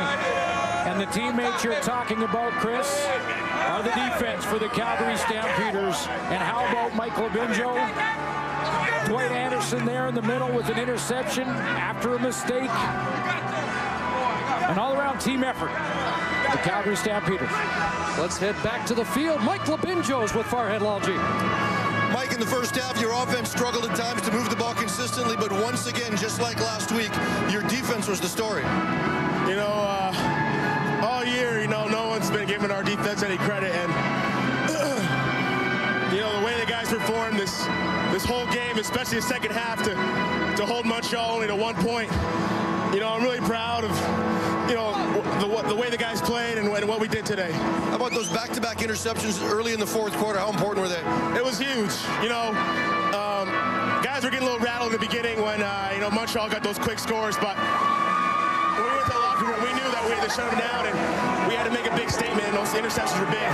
It seemed at some points in the first half, you guys were kind of feeling the whole crowd and the whole atmosphere. Was that there, and when did it finally leave you?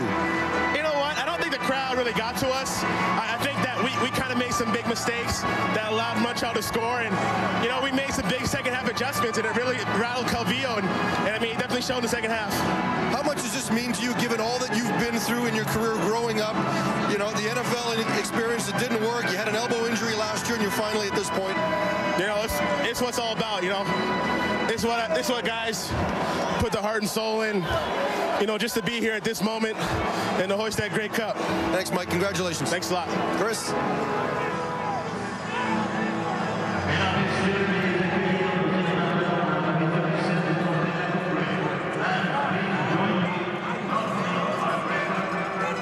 Ceremonial de TSN, l'animateur de CFL en TSN, M. Brian Williams, et du réseau des sports, l'animateur et journaliste, M. David Arsenault.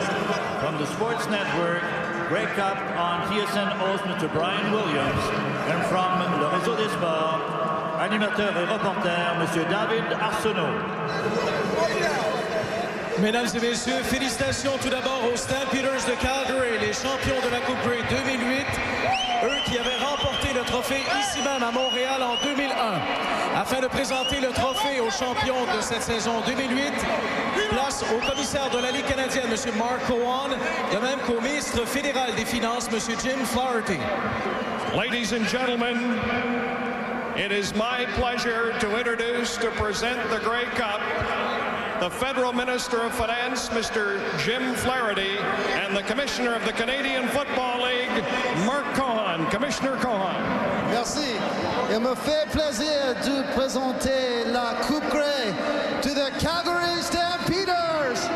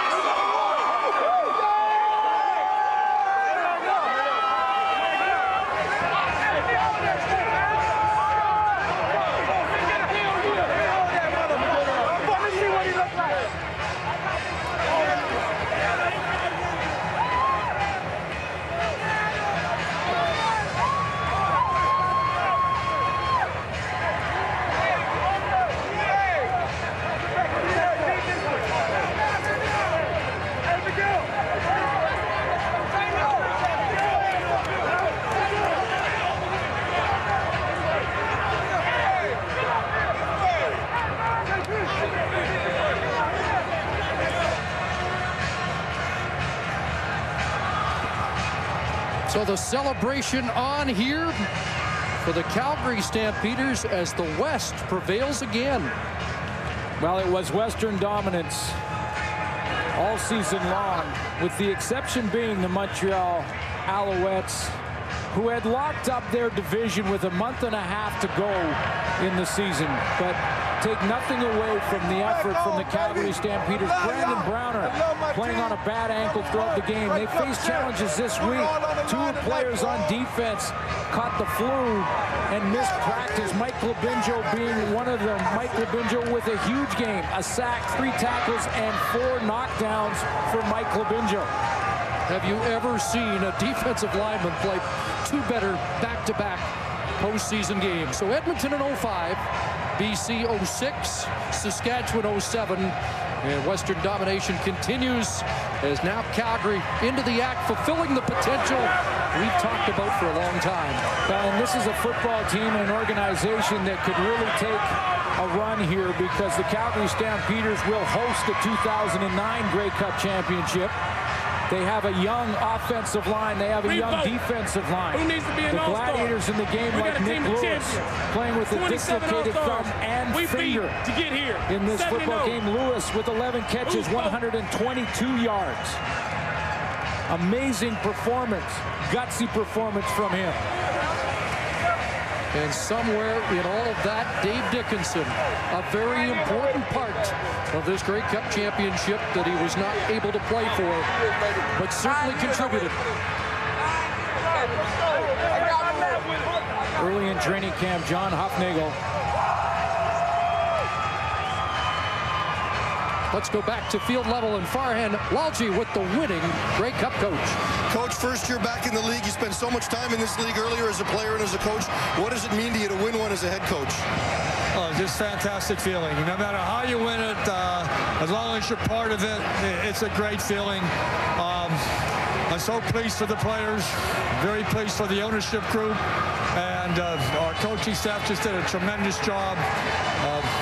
Beautiful. You have built a very close relationship with Henry Burris in a very short period of time. You know the criticisms he's had to deal with. For him to finally get this, what does it mean to you to be a part of that with him? Well, anytime you win a championship and you go through some adversity like Henry has in his career, if you keep knocking on the door long enough, the door's going to open, and he opened it wide tonight. For 2 straight games, your defense has really held your team in the game early on, and then a couple of big interceptions as well in the 4th quarter. Can you just talk about the play of your defense? Well, the defense has been tremendous for the last half of the season. In the first half, we were missing tackles, and we went into the locker room. Fortunately, offensively, we got the touchdown late in the 2nd quarter, and we went in and said, hey, we're going to win this game. Defense, you got to start tackling. Offense, you got to stay on the field and score points. That's exactly what happened. Ownership and players alike have said the one thing you brought to this franchise when you got here was credibility. How have you been able to turn it around so fast? It was a good football team that I inherited. The biggest reconstruction was on the defensive side of it. And, you know, Chris Jones and his staff did an excellent job of teaching a lot of young football players how to play defense. And, you know, they grew and they matured as the season progressed. We got better. And really, that's what a coach's goal is, to get his team to be playing his best football at the end of the year. Thanks, Coach. Congratulations. Thank you. Calgary hired the right head coach, and the head coach hired the right defensive coordinator. Let's join Rod Black with the most valuable player of the game and the most valuable Canadian. All right, thank you very much. Here it is, the most valuable, most outstanding Canadian, Sandro DeAngelis, 5 field goals today. The most valuable Canadian in the 96th Grey Cup. How does it feel? Tell you what, this is one of the greatest days of my life. Where's my family at? I'm looking for you guys. Get your buns down here. I'm so proud to be a Calgary Stampeder. This is one of the best days of my life, and I just want to thank all my teammates and all my coaches. This is the best day of my life, by far. You guys talked about being shut out at the Player Awards. You had a little chip on your shoulder. You have a Grey Cup, and you have an award as well. Hey, this was the game where we were going to be judged by our skill, not on somebody's opinion, and this is the ultimate prize. We are immortal. this cup will outlive us, and our names are going to be on it, and I can't think of a better feeling right now in the world. You have another little trophy as well, the most valuable Canadian, Sandro DeAngelis. Congratulations. Let's now go to the most valuable player of the game, Henry Burris. Tears still in your eyes, and congratulations. I tell you, you know, just to hear that song, We Are the Champions, and up to this day, I never could listen to that song because it always made me cry because I always wanted to be a champion, and to work our tails off for 4 long years and finally to be here, it's a special feeling. Let the record state that Henry Burris can win the big one. Hey, I guess for all those doubters out there, it goes to show you that when you have a complete team, the sky's the limit. And that's a great thing about this team. We were resilient all year. And what do you know? I'm a champion now, and so they can't say I can't. I got a sense on your sideline, somewhat similar to what this team did all season long. You never panicked. We were content all year, and we even said before we came out that there's going to be a time of adversity or two. And we dealt with it all season, playing in the tough West Division, and we knew it would be no difference basically being a road game for the Grey Cup. Montreal played a great game, but again, you know, this team is resilient. We continue to pick at it. Nobody panic. What do you know? You're the ultimate team player, but what does this mean to the Burris family? I mean, it's been a long, tough road for us, and got my little guy right here. He may not understand what's going on, but, you know, for my family, my parents, Nicole, Armand, everybody, I mean, it's been a long road for us, and it's a blessing to be here. Henry, very deserving. Congratulations, most valuable player of the 96th Grey Cup. Hey, thank you so much. Hey, everybody in Calgary, we did it, baby, we did it. Congratulations. John Hufnagel told us about midway through the year, his time will come. It did for Henry Burris tonight in the 96 Grey Cup.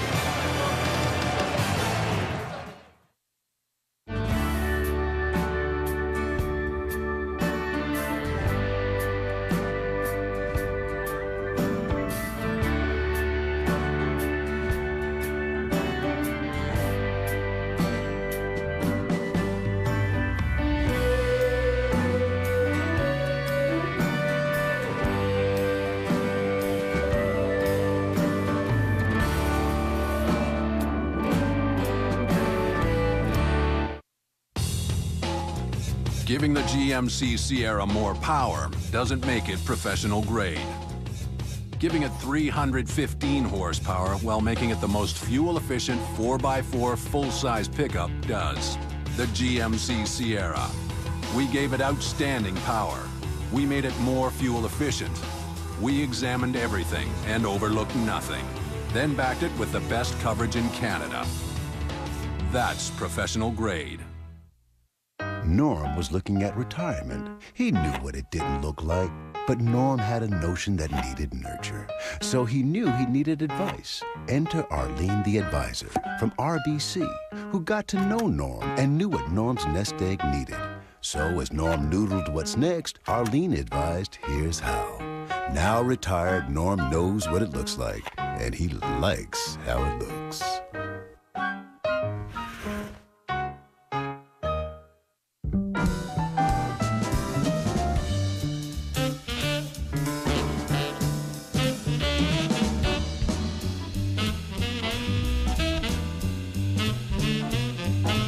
Tip Top Tailors, we have a great holiday offer. Buy any suit and get the second suit 50% off. Buy any sportswear item and get the second item 50% off. That's right, 50% off. But if, baby, I'm the bottom, you're the top.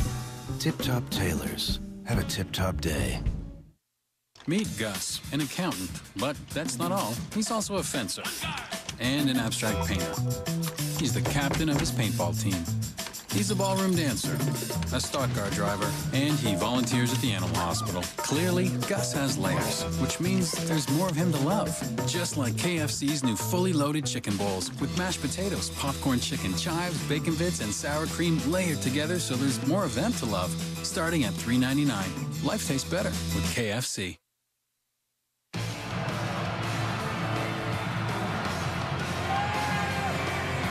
The Calgary Stampeders win again in Montreal, just as they did in 2001.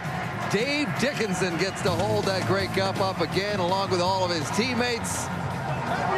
Final score 22-14 as they hold the Montreal Alouettes to just 1 point in the second half. The ultimate road game, mission accomplished for the Stamps. Welcome back to Olympic Stadium. Dave Randorf, Jock Climbey, Matt Dunnigan, and Chris Schultz. This is now a team that has won 10 of its last 11 games, just 2 losses in the last 3.5 months.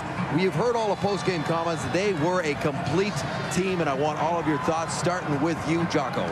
You know, my first thought, having watched this football game, was, coming into it, we were saying, oh, look, can Calgary win on the road? Can they win without all that Grey Cup experience?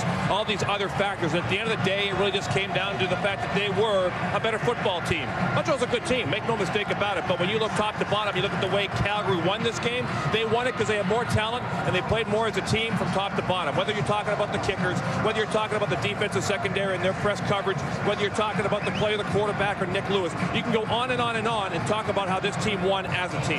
That's exactly right, Jock, and it's the way I saw it as well. They played together as a team all season long.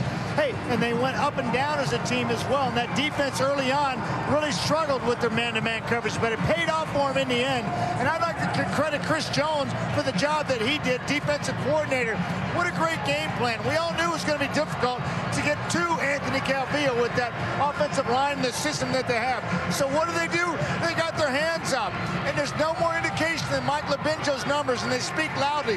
4 knockdowns. That tells me that this football team was locked into what they had to do to slow down Calvillo, because they knew they couldn't get to him. They had to play team defense and disrupt